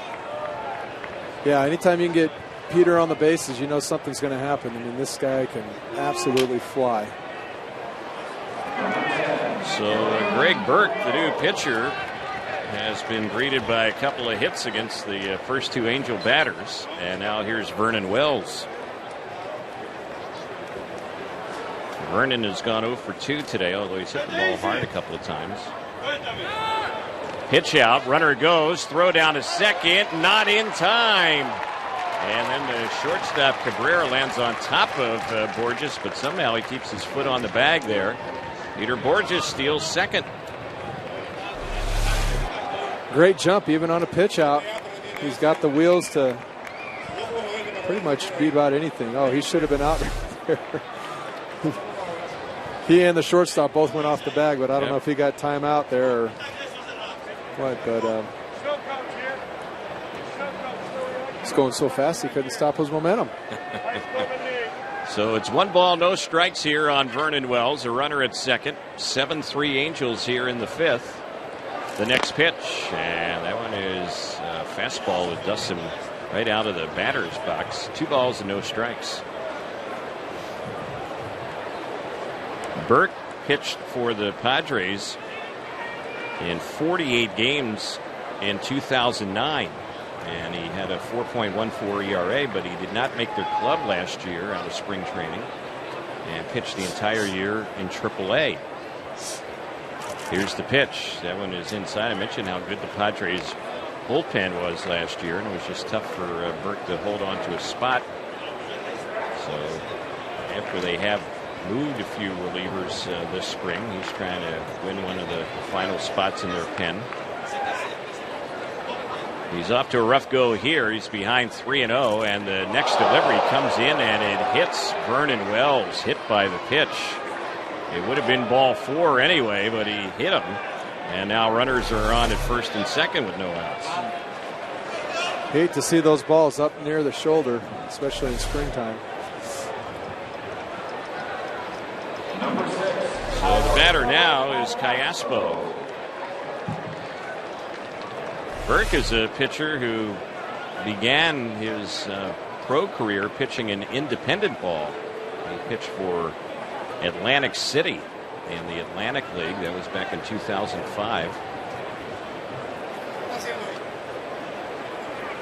His college days were spent at Duke. He's a pitcher for the Bulls. Here's Callaspo batting now. No outs, 2 in. And the pitch, and that one is a pitch that he thought about bunting and held up on it. 2 on base with 1 run in the inning, and the Angels leading by 4, 7-3. You might be able to show that bunt a couple times and get that third baseman Cantu cheating in and let Borges just steal it. Burke is set, and the next pitch. There's a bunt try that's fouled back over by the batter waiting on deck Ibar. Yeah, this is the part of the game where Soch, I really think, enjoys it the most. He can put some action on, got the right batter in the right situation. Guys out there, the situation's right to put a bunt down and manufacture something here. Burke is ready. A look at second, and the pitch. Callaspo drops a bunt foul on the third base side, so he has not been able to lay one down here.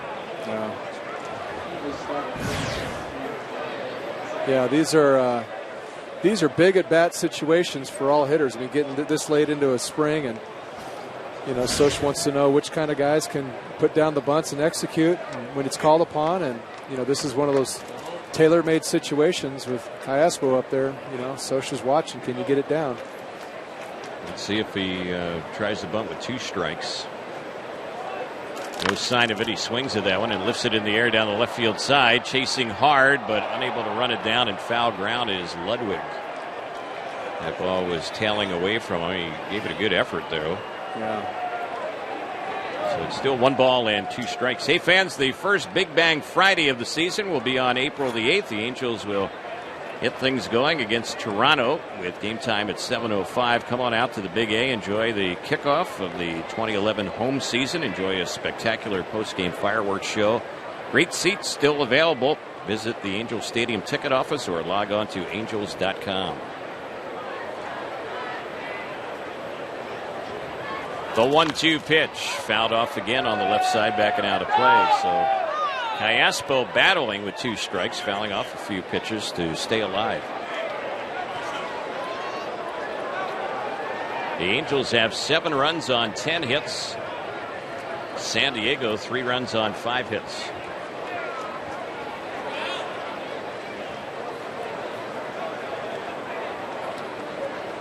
Burke is set. His next pitch. That one misses high, a fastball. And the count even, it's 2 balls and 2 strikes. Greg Burke this spring has struggled for the Padres out of the bullpen. This is his 6th appearance. His ERA this spring is 7.20. But he has struck out 10 in 5 innings. He's been hurt by the home run ball, though, this spring. He's given up 3 home runs.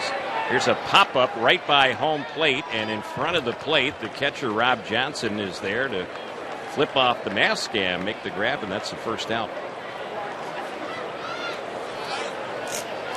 Yeah, that's really been the first thing offensively today that really hasn't gone our way.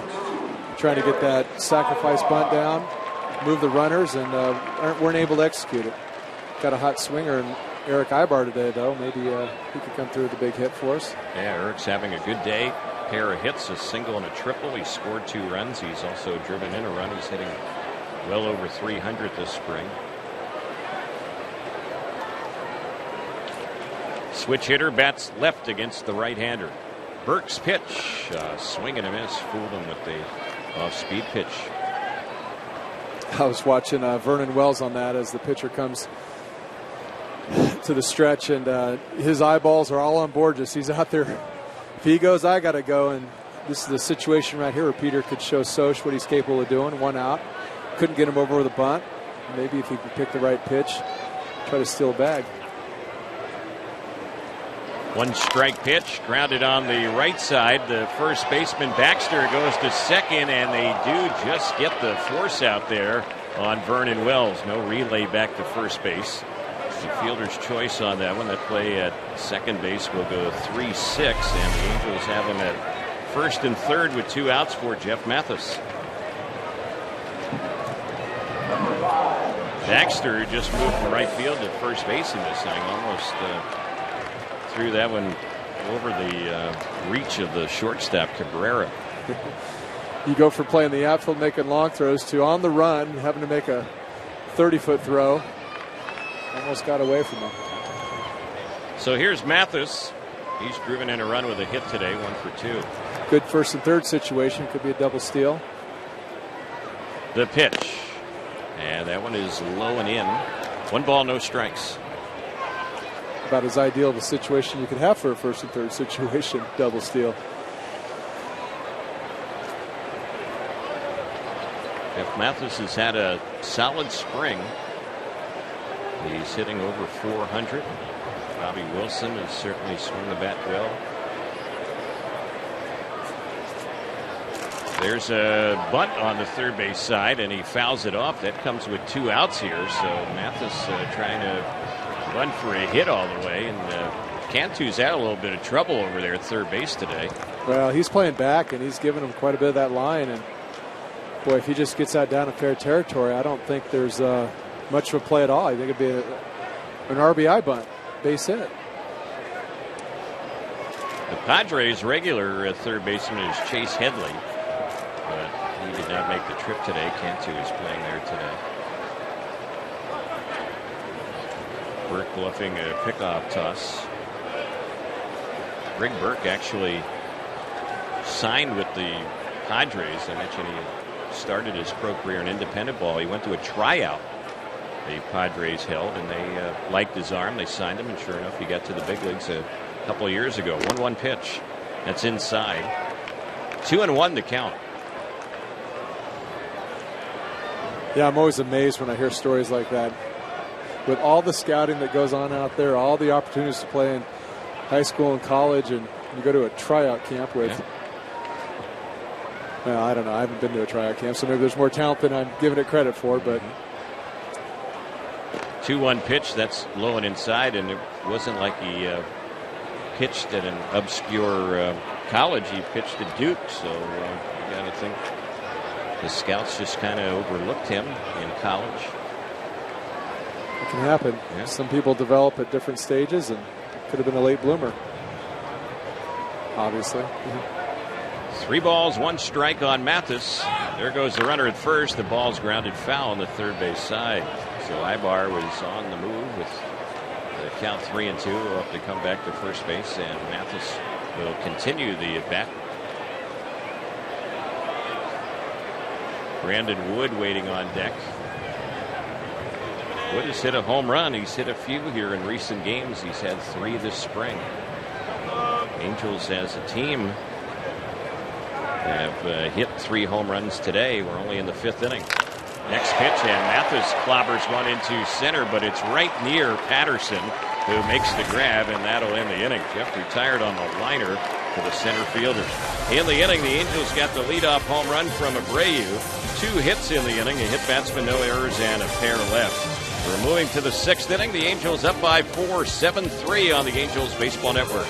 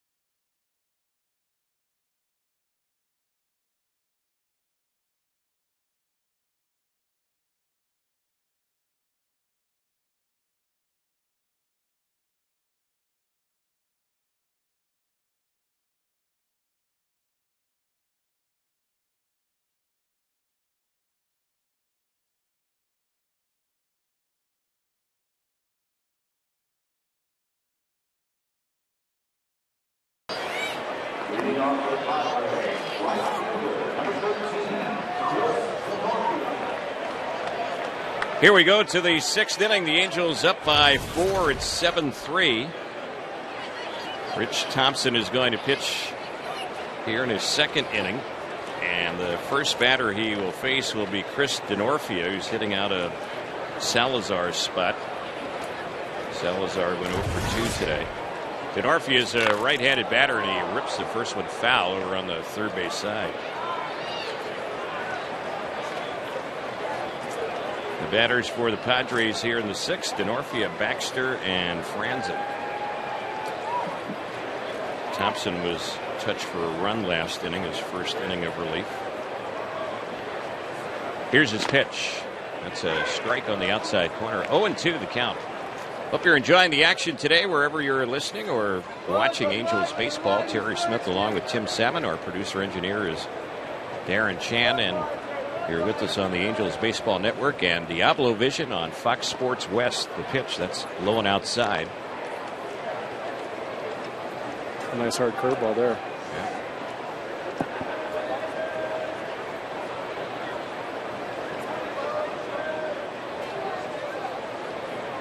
Rich Thompson ready to deliver the 1-2.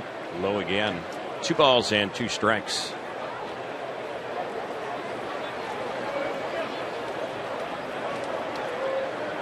Looks like some action for the Padres down in their open air left field bullpen. If Thompson completes his 6th inning, that will likely be it for him. And the pitch, it's popped into right center field. Easy play for Borges. He's there under. He'll squeeze it for the out. So 1 away.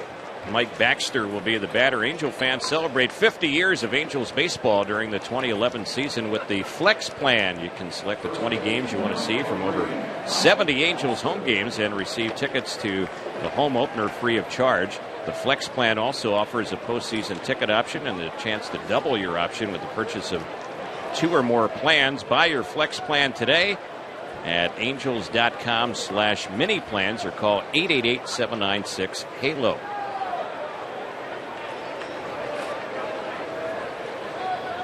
Baxter, a left-handed batter, 0 for 2 today. He takes the first one for a strike. When Rich Thompson pitched last season for the Angels when he came back up from AAA Salt Lake, he did a very good job, and you just kind of get the feeling that he's feeding off of a lot of that positive vibe that he had last year. His ERA was under 2 for the Angels. He's a guy that's kind of been on the Salt Lake shuttle to the Big A in recent years, but now you kind of get the feeling he's ready to stay at the major league level. There's a bouncer that's hit to his Turris, and he will throw out Baxter for the 2nd out. Well, with Scott Downs breaking his big toe, Yep. I would say his chances are pretty good. He's going to break in Anaheim this year. So here's Franzen, who's homered and walked. He's officially 1 for 1. Thompson has retired the last 5 batters in a row as he tries to complete his 2nd inning of relief. Here's the pitch. That's on the outside corner. A good-looking pitch for a called strike. Well, he really has good command of that outside part of the plate on righties, and I can see why he's probably had some good success against lefties. You know, he can pound them in, get that curveball underneath him, and he likes to pitch to that left side of the plate there. And there's a pitch swung on and missed, and he jumps way in front on Franzen, 0-2. In the Angels' 6th inning, Wood, is Turris, and Kendrick are slated to bat, and we'll probably see a new pitcher for San Diego.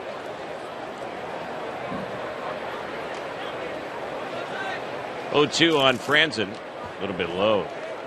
Padres also have Scott Munter slated to pitch today, Luis Perdomo, and Sam Deduno is slated to pitch as well.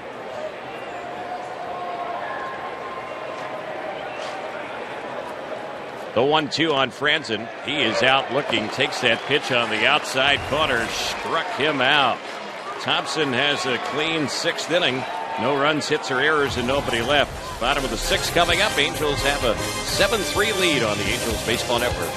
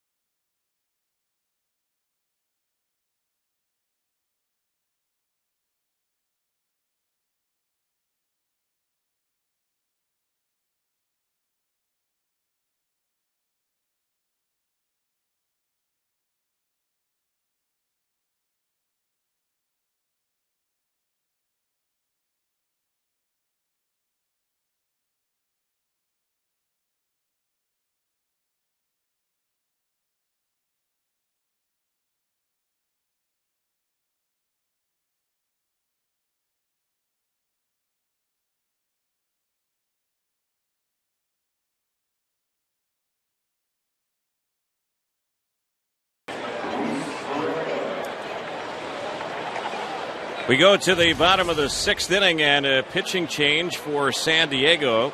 They bring in a big right-hander, Scott Munter, and he will take over in relief. They list him at 6'6", 260. He has pitched in the big leagues in the past with the Giants, but his last time in the majors was in 2007. He signed as a non-roster player with San Diego in the offseason, trying to win a spot in their bullpen. Greg Burke pitched last inning for them. He gave up 2 hits and a run earned. Did Walker strike out, and he gave up a homer and hit a batter. And Munter's first pitch, that one is in there on Brandon Wood. 0-1 the count.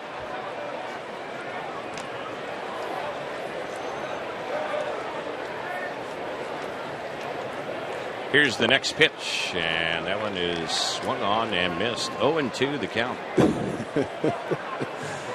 Brandon had a home run last at bat. I was looking to see if he's going to be able to build on that, but we find him 0-2 again. Yep.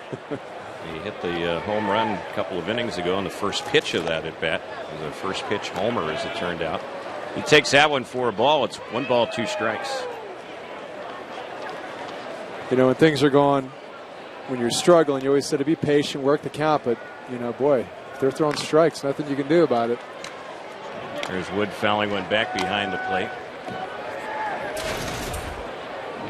The Padres have a player in camp who has only appeared in 1 game for them this spring and actually had a hit.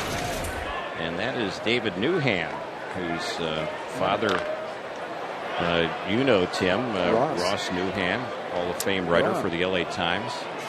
David Newham, if I'm not mistaken, way back when in his younger days, was a bat boy during spring training sometimes for the Angels.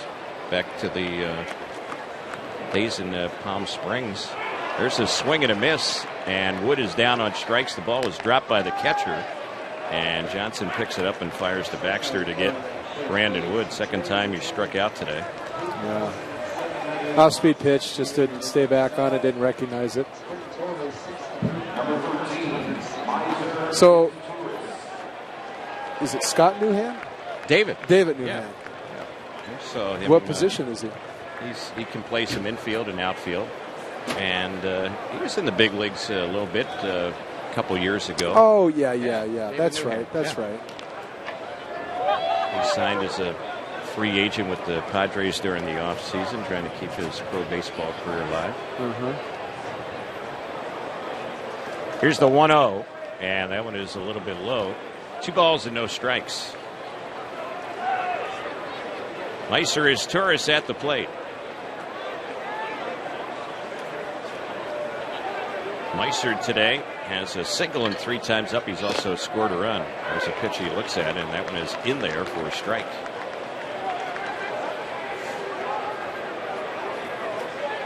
The crowd today here in Tempe, it's a sellout. 8,778, 87-78. 2-1 pitch. That's fouled off over by the Padres coaches on the third base side where their dugout is. They're seated outside the dugout as well. And crowd today here in Tempe, the biggest home crowd this spring for the Angels. First sellout. The next pitch, and that one is up and in. 3-1 the count. Nice crowd, a lot of Southern Californians with the Padres here playing us today. You can see the Padre hats on one side and behind their dugout, and mostly Angels everywhere else. Yep, obviously. there's a ton of red here today. There's a 3-1 pitch on his Torres. He's taking, and that's going to be ball 4. So Meiser is on. Next batter for the Angels here in the 6th inning, Howie Kendrick. Howie's 0 for 2 with a sac fly run batted in. The Angels have had someone on base in every inning, and coming into this inning, the Angels had scored in 4 of the first 5 innings. Here's the pitch, and that one a little bit low and away for a ball.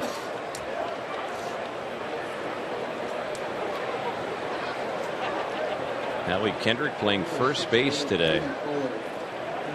I was talking about David Newham and the fact that he signed with San Diego in the offseason. He was originally in the Padres organization. In fact, he made his major league debut with San Diego back in 1999. Played a little bit in the big leagues with the Phillies, with Baltimore, with the Mets, and a couple of years ago spent a little bit of time with the Houston Astros. There goes the runner. The pitch is a strike. The throw down to second, and it's late. A stolen base there by the pinch runner. Clay Fuller, who came in to run for his Taurus, gets that stolen base. Fuller played last year in A-ball and Double-A in the Angels organization. Spent some time with the Quakes last year at Rancho Cucamonga. So he's up for the game today from minor league camp. 1-2 pitch. Kendrick fouls that one off on the right side, backing out of play. We'll do it again with the count holding at 1-2.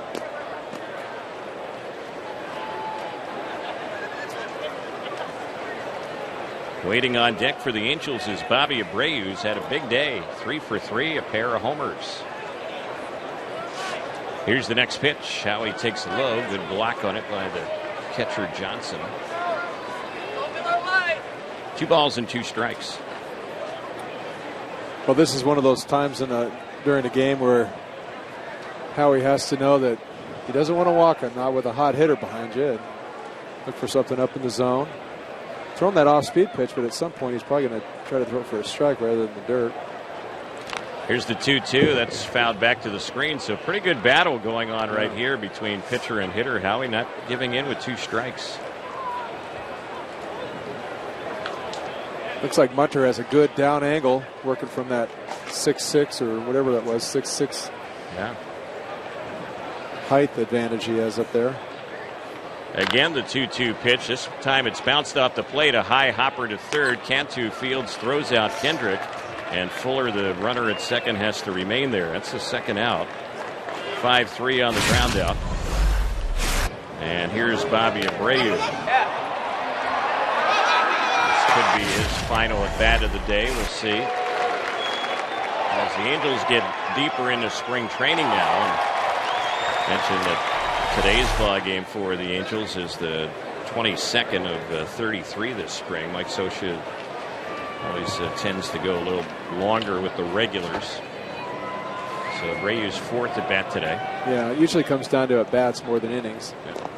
But at the same time, with the outfielders, you always wanted to make sure we started getting our stamina and getting, 5, 6, 7 innings, and then that last week you're pretty much playing all 9. First pitch a ball, 1 ball, no strikes. Here's the pitch, and that's a strike on the outside corner. What do you remember, Tim, from spring training as far as how many at-bats would you like to have heading back to Southern California for the start of the season? Was there kind of a magic number for you? I always wanted a lot of at-bats. I wanted as many as I could get. I didn't necessarily like having to play lots of innings early in camp to get them, but I always enjoyed going down to minor league camp, and I'd go down there once or twice and have a day where you could play in a AAA game, and basically you're hitting every inning. You're the first hitter every inning, and I could get, playing back like a AAA game and a AA game, I could get, 7 or 8 at bats in one game and 7 or 8 in the other, and get 15 at bats in one day. There's Abreu checking a swing, a pitch in there. So you would go from one game to the other. Oh, I would literally, sometimes I would actually hit the ball, and if I, whatever I did, I'd always have a pinch runner. Mm-hmm. Come off the field, keep my helmet on, and run right through the gate into the next game, and I'm the on-deck hitter. And I took away a lot of at-bats from some of those poor minor leaguers, but I got to say, it really got me zoned in. Yeah, there's a ground ball, hits it first. Baxter takes it off his chest, picks the ball up, and beats Abreu to the bag, and that'll end the inning. So it ends on an unassisted putout. In the Angels' 6th inning, no runs, hits, or errors, a walk, runner left on. We're headed to the 7th. The Angels lead at 7-3 on the Angels Baseball Network.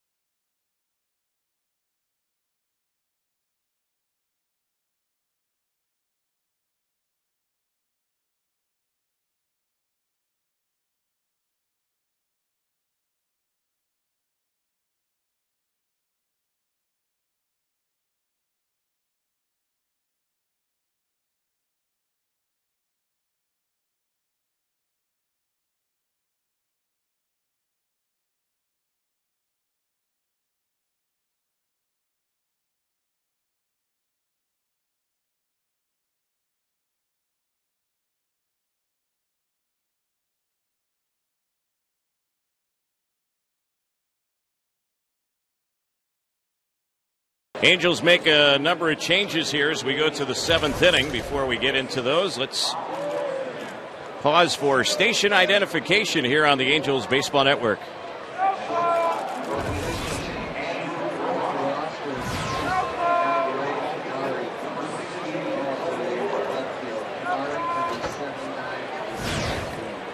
Francisco Rodriguez will take over on the hill for the Angels. The other changes, Bobby Wilson now playing first base. Gil Velasquez is the second baseman. Andrew Romine, the new shortstop. And in the outfield, Clay Fuller stays in the game. He came in as the pinch runner for his Taurus, and he will replace Abreu in right. So the first pitch from Rodriguez, that one misses for ball 1. It's 1 ball and no strikes. Fuller is batting first. Velasquez 2. Canary 3. Here's the pitch on its way. That's on the outside corner on Johnson for a strike. 1-1. Maestro 6. Romine 7. Mathis 8. Looks like the Angels have a new left fielder in the ball game as well, as that pitch is a little bit low. Brian Canary is the new left fielder for the Angels. And the pitch, that's popped up foul on the right side. It's going to get back and out of play.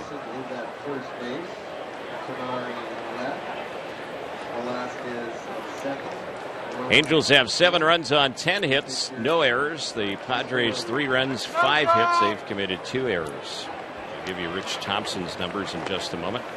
Rodriguez replacing him, and the pitch misses, so the count runs full. 3-2. Thompson worked 2 innings, gave up a hit, a run. It was earned. In walking, he struck out 1. And the 3-2 payoff pitch, that one is swung on and missed, and Johnson is down for the first time today. Struck him out. Everett Cabrera will be the next batter. Francisco Rodriguez is appearing in his 6th game for the Angels. No wins, no losses, 3.60 ERA. And so far this spring in 5 innings, he's allowed 3 hits, 2 earned runs, walked 3. That strikeout he got to start the inning off his 7th. And the pitch at the plate is Kyle Blanks, who's pinch hitting for Cabrera. Big right-handed batter. He takes ball 1.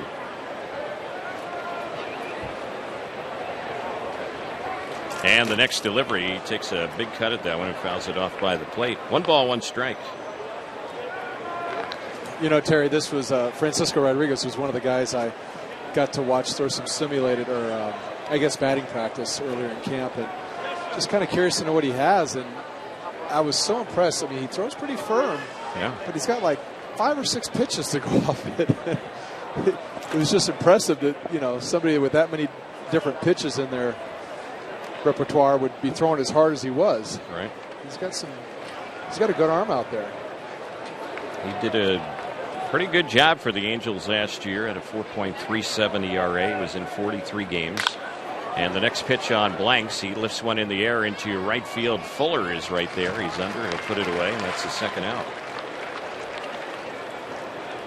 Rodriguez, the Angels pitcher Francisco Rodriguez, he's in a battle to win one of those spots in the bullpen. It's not a given that he's going to be on that opening day roster.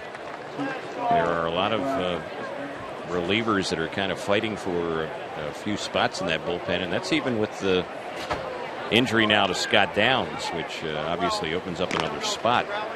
There's a pitch outside on Venables, having a nice day with a couple of hits and a walk. It's 1 ball, no strikes. You know, the interesting thing about Francisco here is that, you know, he could be working at 90 to 92, 93, and then all of a sudden he'll pop one in there at 97, and it's like, where did that come from? And, you know, he's just got the ability to kind of ramp it up or ramp it down, and a little bit like a starter would. Yep.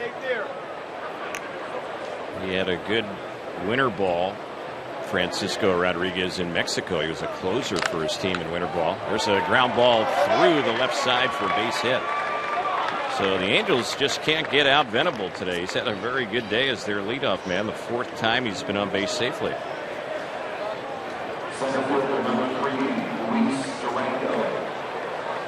Yeah, he started off some innings for them, and fortunately for the Angels, he scored a couple times, but it's really, they've kind of shut it down at 1 run instead of letting it turn into a big inning. The batter now is Luis Durango. This is going to be his first at bat today, as he is hitting out a Patterson's spot. He replaced him out there in center field as well. He takes the pitch for a ball. It's 1 ball, no strikes. Durango 6 for 23 this spring, hitting .261. 2 outs, a runner on. Pickoff toss to first. Venable just gets back to the bag safely over there.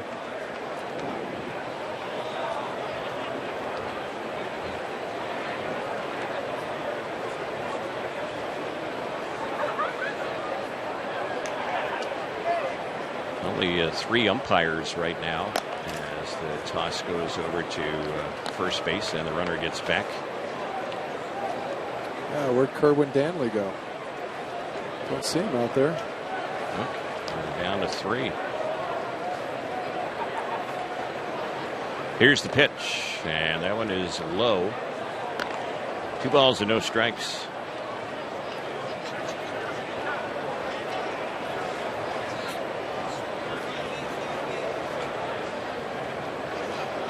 Francisco Rodriguez on the hill, the 3rd Angel pitcher of the day. Santana went 4, Thompson 2, and now Rodriguez pitching. And there's a bouncer hit the second. Velasquez is playing there. He'll throw to Bobby Wilson, who's at first base, and the inning ends on the 4-3 ground out.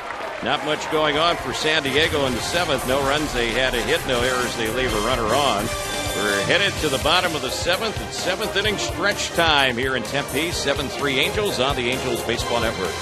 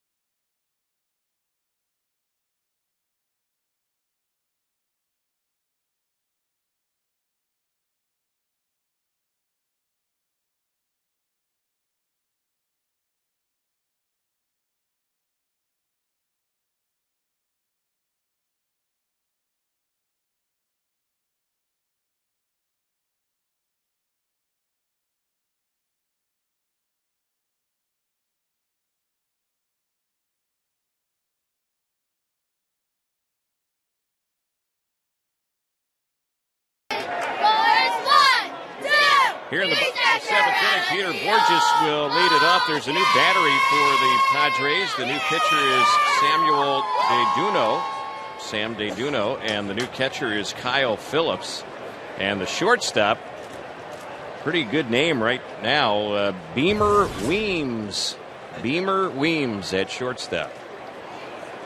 The pitch, and that one is a little bit low. I don't know that I can say I've known too many Beamers in my life, Tim. How about you? That's a first for me. There's a lot of Beamers in the parking lot. Yes. Yeah. That could be a popular vehicle, that's for sure. There's a pitch on the outside corner. 1-1 is the count. Borges, since coming into the game, has been up once with a hit. He picked up a bunt single. That was back in the bottom of the 5th. 7-3 Angels here in the 7th, and the next delivery, that one is low. 2 balls and a strike. Deduno is appearing in Game 6. His ERA this spring is high, 7.50. He's worked 6 innings this spring. He struck out 11 in those 6 innings, but he's given up 5 earned runs and a couple of homers. The pitch, that's inside. He falls behind. It's 3-1.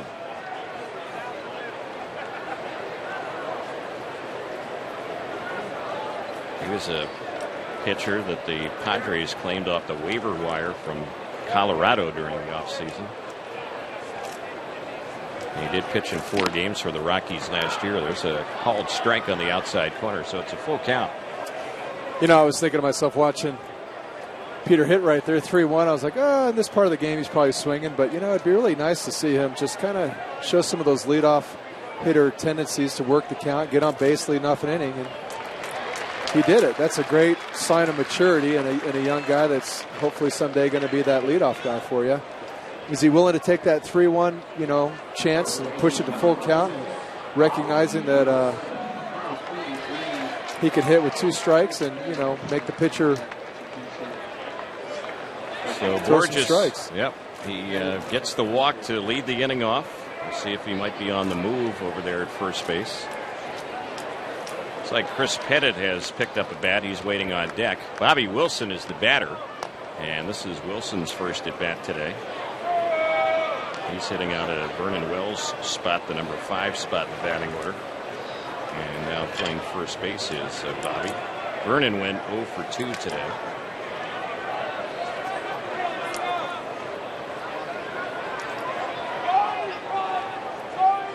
Duno again with a pickoff toss, and back to the bag safely goes Peter Borges. Big crowd today, the biggest one this spring here at Tempe Diablo, 8,778 Angels and Padres.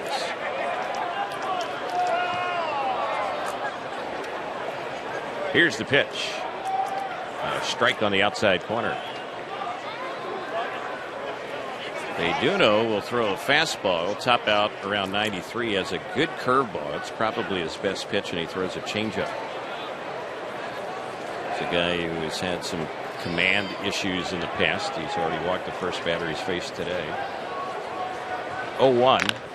It's popped into right field, and there waiting is Denorfia to put it away. Good at bat by Bobby there. Put the ball where it's pitched, a nice line drive to right field. He's been swinging the bat really well, and that's a great sign right there. Just continue to. I was telling him today, you know, your producers, not directors, keep producing that good contact. So Wilson is retired the opposite field. And the batter now is going to be Chris Pettit. We mentioned he was waiting on deck. He is going to bat for Kai Aspo, who was the DH today.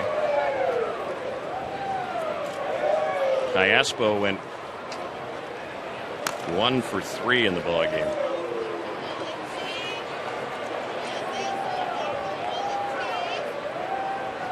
Light breeze here in Tempe. It's blowing out a bit right now. Ball has jumped out a little bit today. We've had 4 home runs in the game. Here's the pitch. That's a strike right in there on Pettit. He was taking.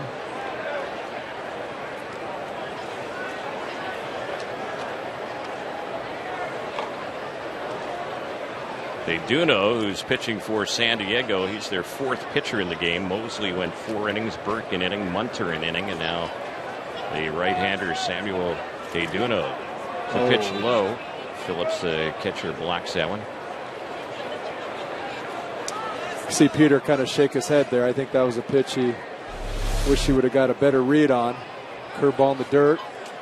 Doesn't have to, even if he comes up cleanly, once that catcher goes to his knees, Peter's got enough speed. He could pretty much do anything he wants out there taking that bag.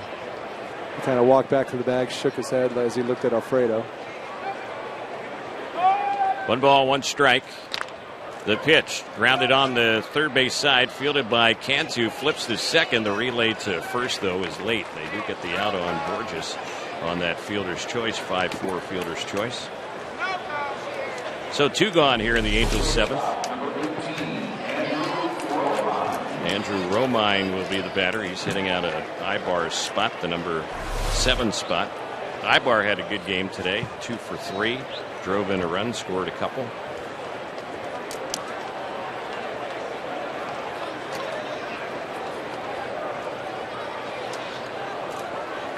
Here's the pitch on Romine, and he takes that one for a ball. He's a switch hitter. He bats from the left side.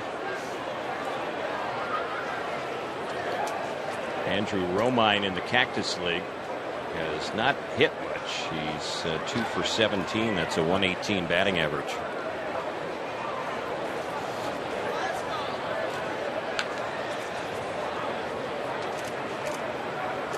Toss to first base. Runner gets back over there. That's Pettit, who reached on the fielder's choice.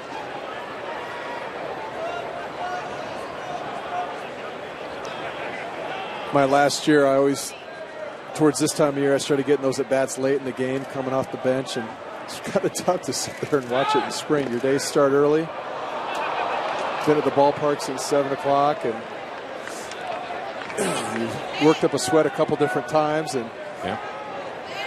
But nonetheless, that's the life of these young guys. They got to come in off the bench late and get their at bats, and try to get some rhythm and get back into the game. 1 ball, 1 strike to count on Romine. On that last pitch, it looked like Pettit was going to try to steal second, and then he jammed on the brakes. The catcher dropped the ball, so they didn't have any shot to pick off Pettit, as it turned out, and he was able to walk back to the bag over there at first base. 1 ball, 2 strikes now on Romine. He was taking. Deduno is ready. Here's his next delivery, and it's tapped foul right near Jeff Mathis, who's waiting on deck.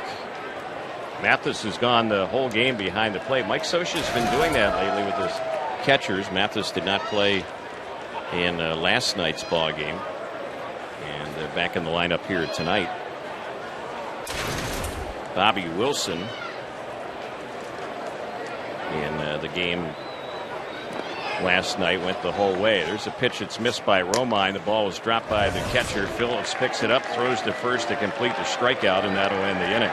Angels here in the 7th, fairly quiet. No runs, no hits, a walk, no errors, and 1 runner left. 8th inning is coming up in Tempe, and the Angels continue to lead San Diego 7-3 on the Angels Baseball Network.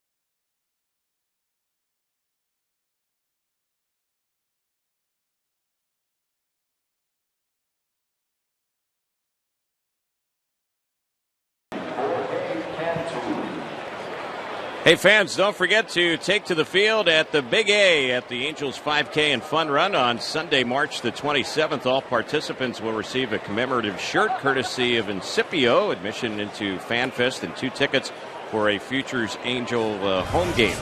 Sign up today at angels.com/5K to participate. Proceeds from the event will benefit the Angels Baseball Foundation. Cantu, the batter. Francisco Rodriguez is still pitching. And the first pitch was a ball to count 1-0. Here's the next one. He takes it for strike 1. Cantu has gone 0 for 2 today with a pair of RBIs. He's driven in a run with a sac fly. He's also driven in a run with a ground out. Next pitch. That's a good-looking fastball in the outside corner. 1-2 the count.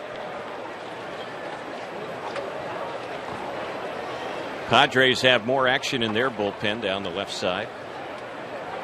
Rodriguez comes in on Cantu, and he fouls that one back behind home. 1 ball and 2 strikes.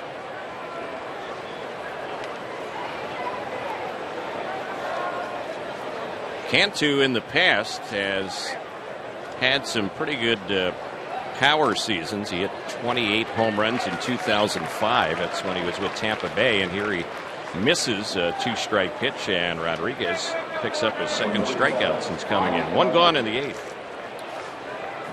Terry, I played in a golf tournament this fall, and it was a Players Association golf tournament, and he had a ball on a long drive hole that I could not believe somebody hit it that far. Cantu? Yes. Oh, yeah. Yep. Well, he has power in his swing, no doubt. He does. Been a 100 RBI man in the past. That was just a couple years ago when he was with the Marlins. Ludwig, the batter, he's gone all the way for them in left field. He's 0 for 3, and he missed the first pitch. Francisco Rodriguez delivers, and there's a ground ball base hit just out of the reach of Romine, the shortstop. He tried to dive and stop it, but it skips through into left center field, a 1-out hit. And now it looks like we're going to have a pinch runner for Ludwig over there at first base. Bobby Kelty is the pinch runner. There's a Bobby name Kelty. from the past right there. Boy. Getting in some late inning work here. What was his last stop? Well, he signed a minor league deal with them. Of course, he's been with the A's, the Twins, Red Sox, and also the Blue Jays.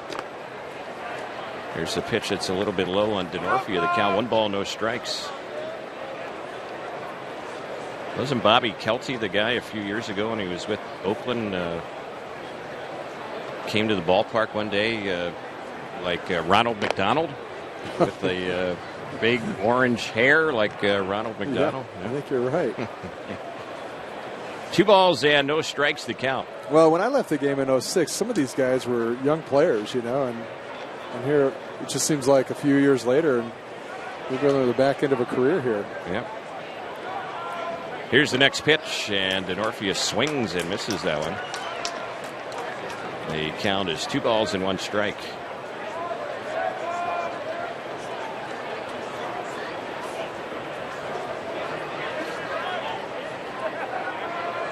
Kelty, the runner, over at first base. 1 out, 8th inning, 7-3 Angels. Pitch, that's inside. We're asking about Bobby Kelty, and last year he played at Buffalo AAA.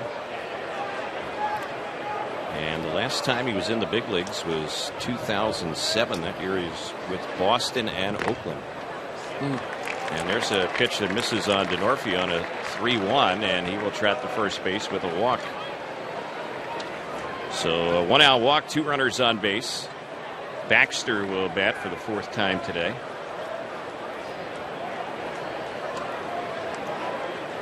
Number 23, Mike Baxter. Baxter hitless in his 3 times up in this one.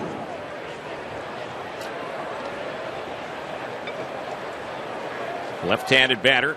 Rodriguez in a little bit of trouble now, trying to fight his way through it with 1 out, 2 runners on base. Here's the pitch. Lined into right field. It's going to drop in front of Fuller for a base hit. The runners weren't sure if he would catch it, so they move up 1 base, and now the bases are loaded with 1 out. And the batter will be Kevin Franzen.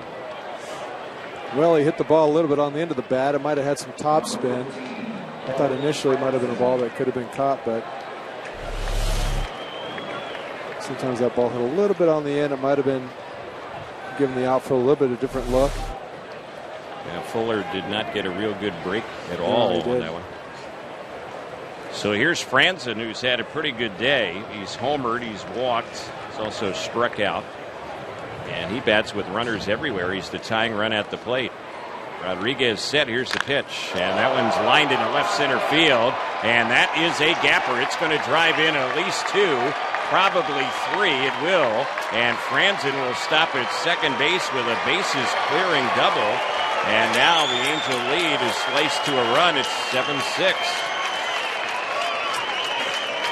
Franzen with 4 RBIs today. 3 of them on that hit right there.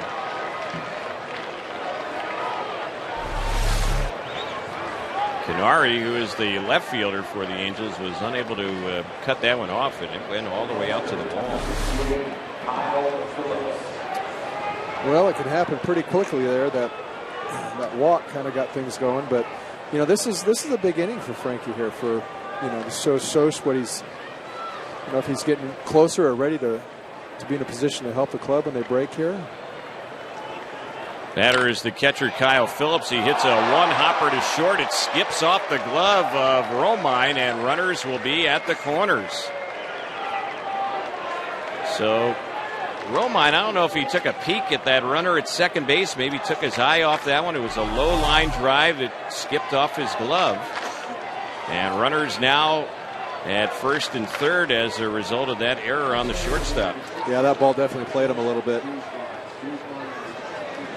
I guess I'm not as much of an infield coach to tell you exactly what he might have done wrong there, but nonetheless, the ball was still struck pretty nicely, and I think he needs to kind of regroup here.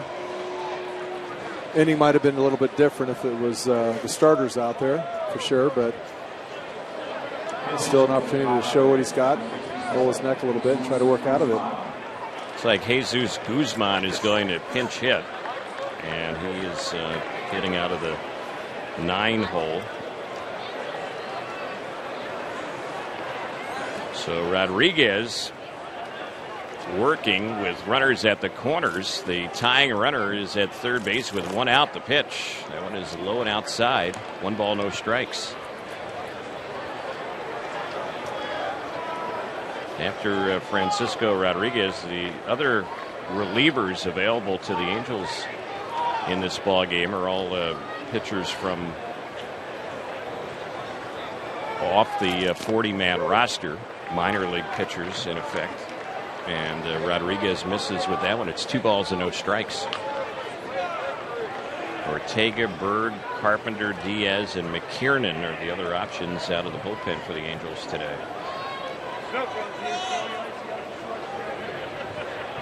Two-0 pitch. That one is in there for a strike. 2-1 on Guzman.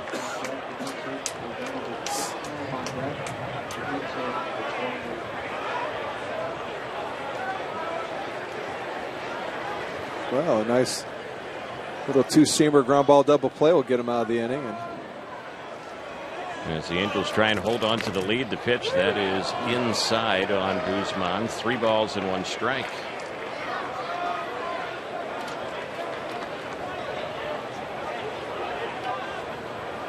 Guzman has had 10 hits and 32 times up this spring for the Padres. A couple of home runs, driven in 7 runs. He's hitting over 300. The 3-1 delivery, and he threw that one by him. He went right after him, and he swings and misses for strike 2.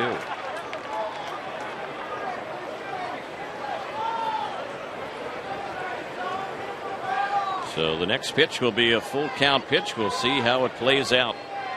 Right-hander against right-hander. Rodriguez taking extra time, gets a sign from catcher Jeff Mathis.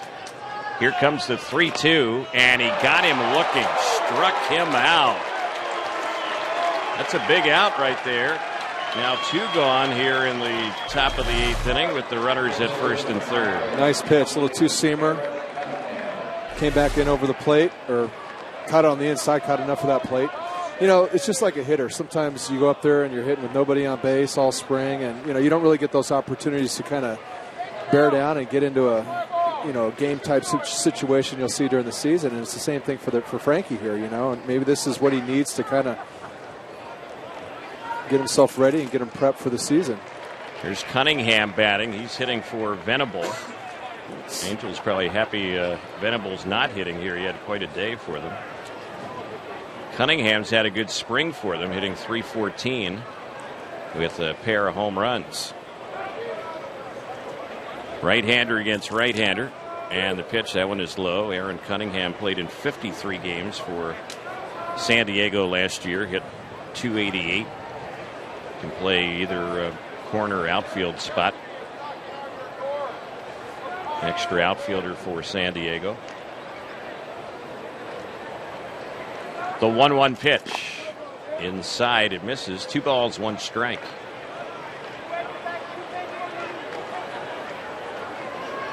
The Padres have never led in this game. The Angels have been on top since the end of the first inning when it was 2-0. And at one point today, the Angels held a 7-3 lead, but it's 7-6 right now. The pitch grounded foul over on the left side. So 2 strikes, 2 outs, 2 on. And Rodriguez would desperately like to get the out here and keep this a 1-run Angel lead.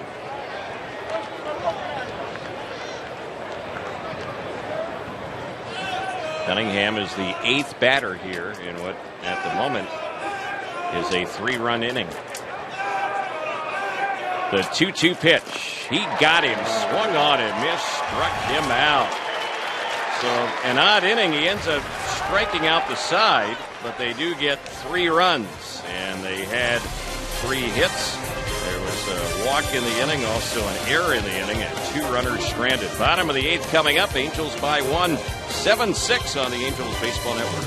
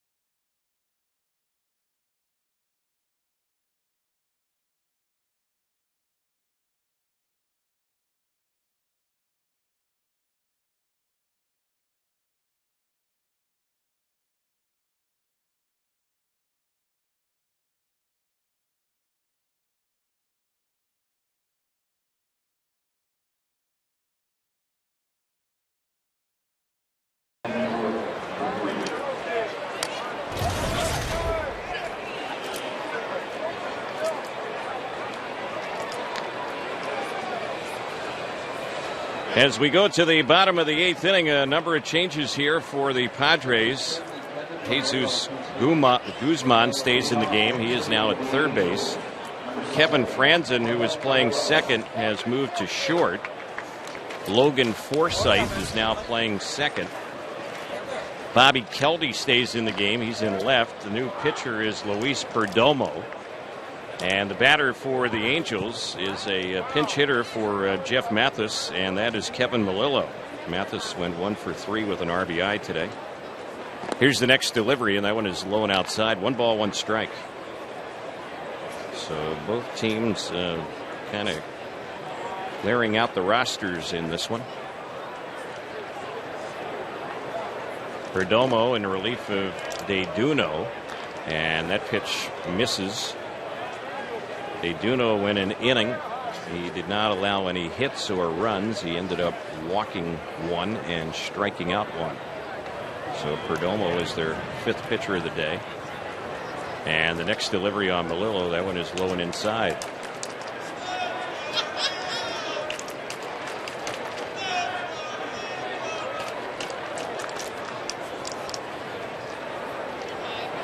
all the runs against Francisco Rodriguez last inning. He was able to prevent the tying run from scoring, but the 3 gave up were all earned runs, even though there was an error in the inning. The pitch, Melillo lifts one in the air down the left field side, tight to the line, just foul.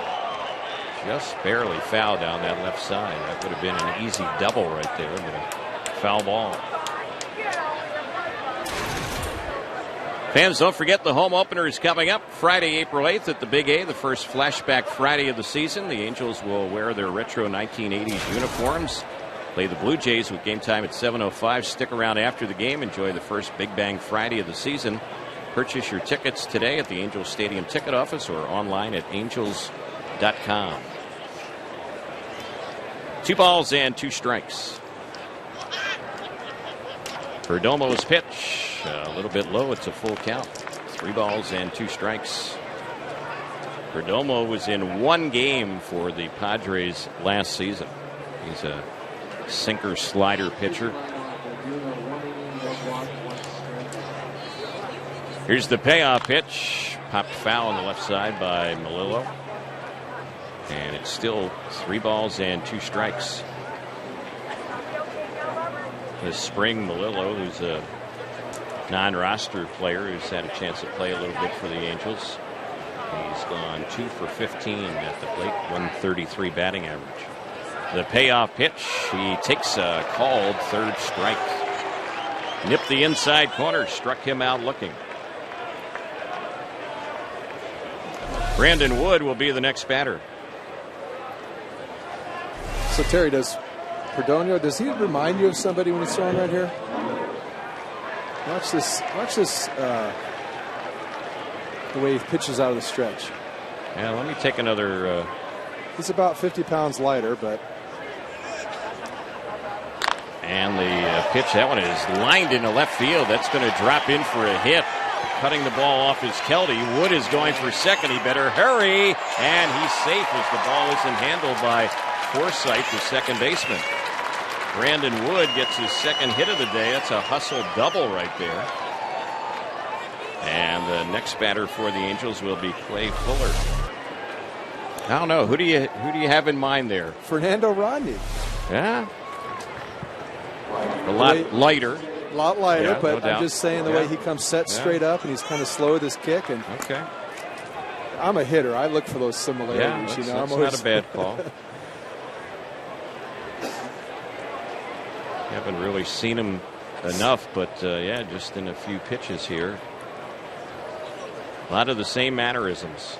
Here's the pitch, and that one is low. Wood is going to take off for 3rd. The throw there, late. How about Brandon Wood? A hustle double, and now alertly moves to 3rd base on a pitch that was low. It'll be scored a wild pitch.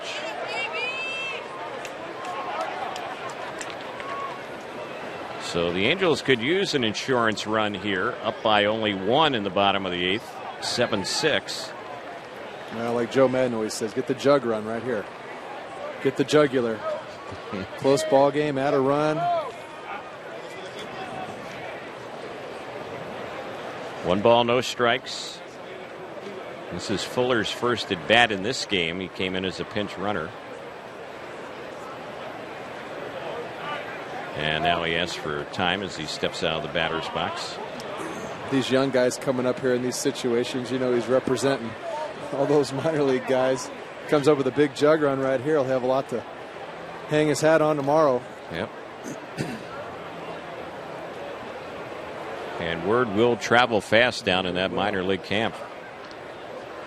Here's the pitch. He pops this one up foul back behind the plate. It's going to get back and out of play. Nice aggressive swing, though. So the count, 1 ball, 1 strike.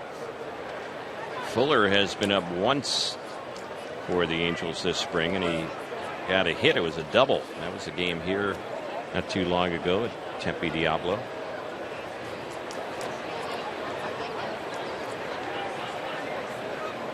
Perdomo is set. Look over at 3rd where Wood is the runner. The 1-1 pitch, low and outside. 2 balls and 1 strike.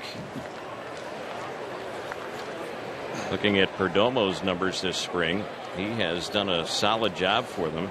He certainly has opened up some eyes. He's appearing in his 7th game, and he has not allowed any earned runs in 6 innings, but he has that runner down there at third base here. 1 out. The 2-1 pitch. Broken bat grounder down to third. They're going to throw to the plate, and Wood is out. Boy, that was a good play right there by Guzman, because the bat and the ball were coming down at about the same time. Guzman focused on the ball, fielded it cleanly. Contact play was on. Wood breaking for the plate, but gunned down.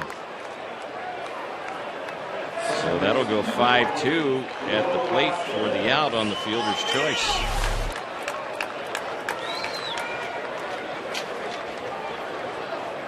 Velasquez will be the next batter. This will be his first time up. He played in the ball game last night against the Giants in Scottsdale. He's batting out of Howie Kendrick's spot. Howie was 0 for 3 today with a run batted in. So it's still a 7-6 Angels lead with 2 outs, bottom of the 8th.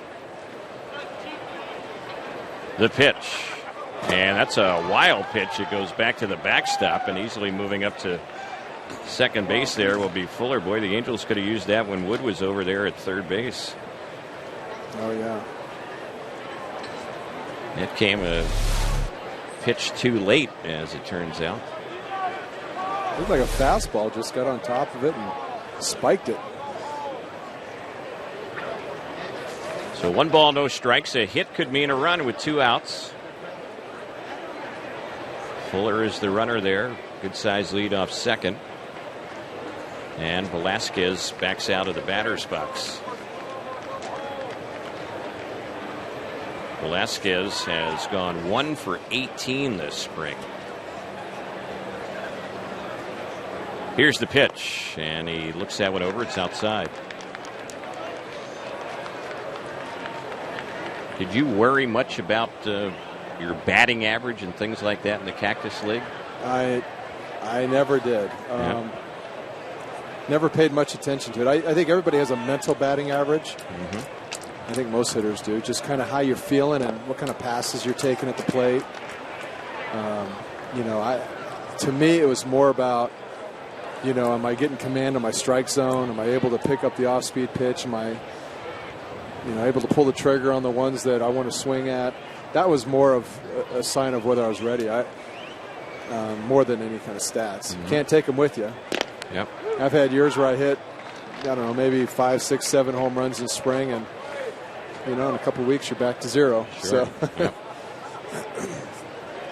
But it does, you do want to have a good spring. You want to be able to put some good passes on it and kind of run the bases and get in the flow of playing some parts of the game that you need to get ready to play in. So a bad spring, obviously would be bad for not being able to experience those situations. So. There's a 3-1 pitch that misses on Velasquez, so he will trot the first base. He has a 2-out walk, so runners at first and second. You were asking me earlier about how many at-bats I needed. Right. I had Larry Babcock, our sports information guy, when I was playing years ago. I asked him at one point, I was always a slow starter. I said, hey, go back and track, every year for me, how many at-bats it takes for me to for my average and everything kind of get going. And it was kind of strange, but it came out to about 150 at-bats, which is about that first month, which kind of explained a lot. And, right.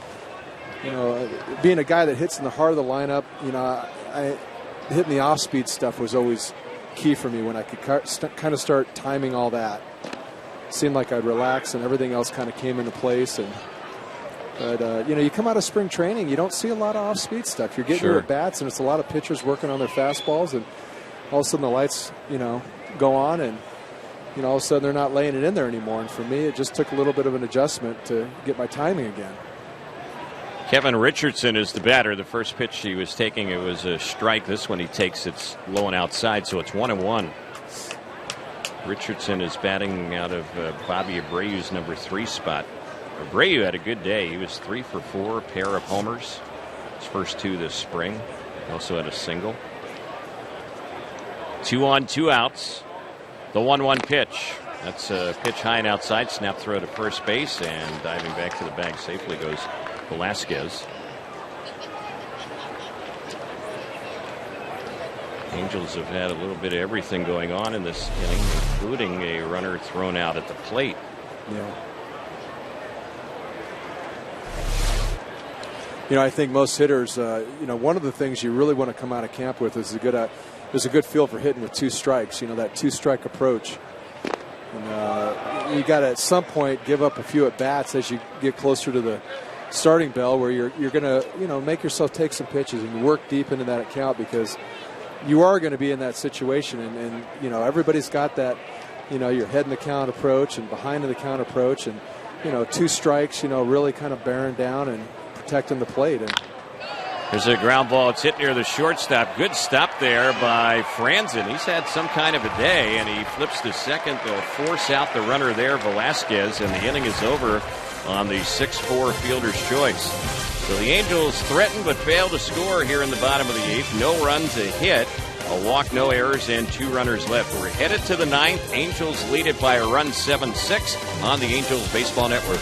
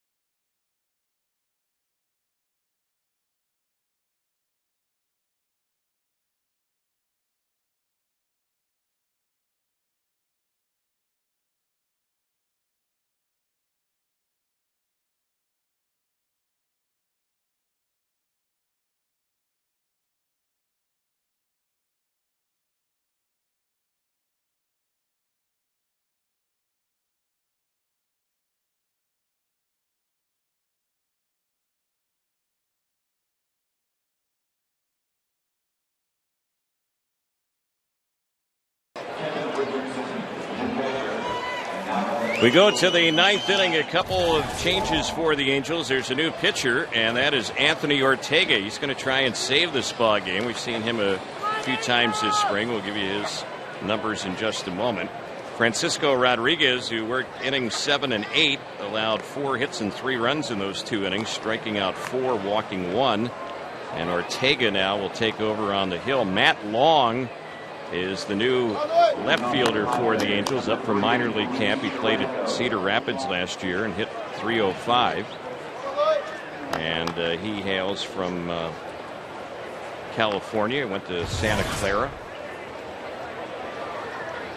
Resides in Los Altos Hills, does Matt Long, 23-year-old left-handed hitting outfielder. So we're set for the 9th, and the first batter bounces one to the third baseman. Wood's throw is just a little bit late. He was playing in, and that ball smacked off the plate, shot up in the air. Brandon did a good job. He barehanded the ball once it came down, but Durango is on with a leadoff hit to start off the 9th inning. He's the tying runner on base. Yeah, not much Brandon could have done on this. He played it about as good as he could have.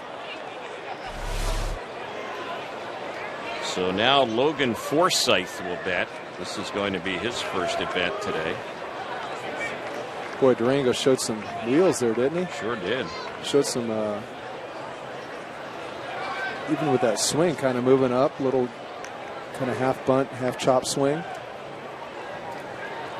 Here's the pitch. That one is low and outside. Ortega, as he works for the Angels, he's appeared in 7 games now this spring, and he has not allowed any earned runs in 5 1/3 innings. Just a couple hits allowed, no walks, 3 strikeouts. Pitched briefly for the Angels a couple years ago. when he was a starting pitcher. The Angels have decided that Anthony Ortega will now be a relief pitcher looking ahead to this season. He's had some injury issues in the past, and the Angels just feel his arm is better suited out of the pen now. He's ready. Here's the 1-0, and that is inside. It misses. 2 balls and no strikes. Ortega missed a lot of time last season with right triceps tendonitis. Only pitched 24 2/3 innings between Double-A, and he spent a little bit of time here in Arizona in the summer league a year ago. 2-0 pitch. That's inside, ball 3. 3-0 is the count.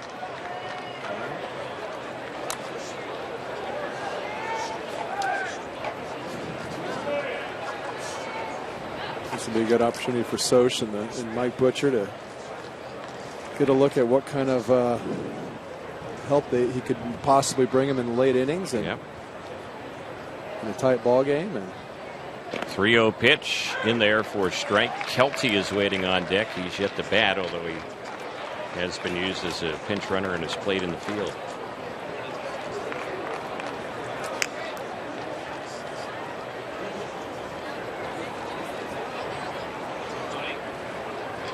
Ortega is ready, working from the stretch. Toss over to first base. Durango gets back.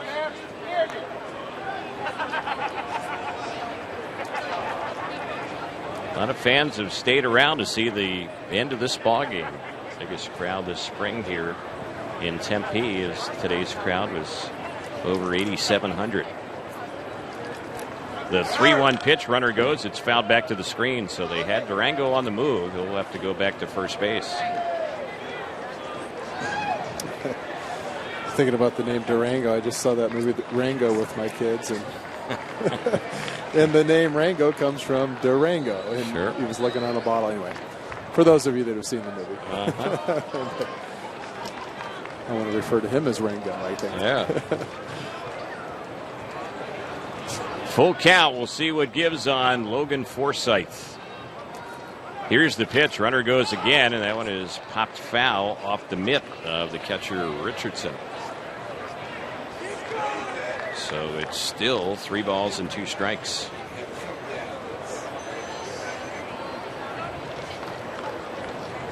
Durango's been busy over there. He's been running on the last few pitches, but has had to return back to first base. He's got some quick feet over there. He's leaving a little bit of a rooster tail as he runs. The 3-2, he's on the move again, and it's fouled back behind the plate. So it's still 3 balls and 2 strikes. Pretty good battle going on here between pitcher and hitter.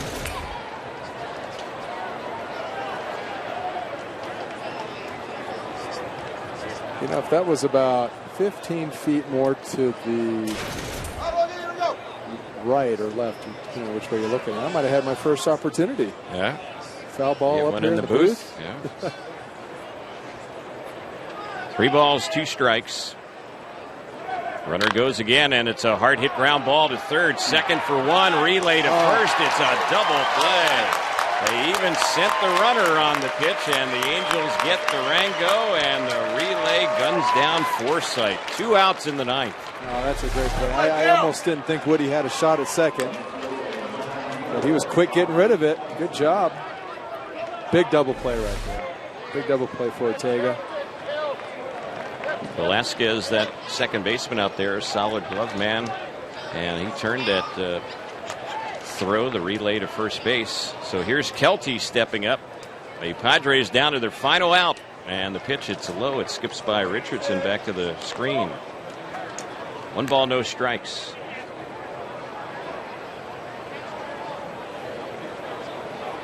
I was looking at Durango's numbers, Tim, just out of curiosity. The guy who was wiped out at second base, but he had 40 stolen bases last year between the minors and the majors. The year before that, 46 stolen bases, so a lot of speed. A lot of speed. Little guy, they list him at 5'9", 155 pounds from Panama. Here's the 1-1. swing and a miss by Kelty. So now the Padres are down to their final strike with 2 outs in the ninth. It's 7-6 Angels. Ortega trying to get the save. He's 1 pitch away if he can get him here, and he almost got him. It's a little bit low. 2-2.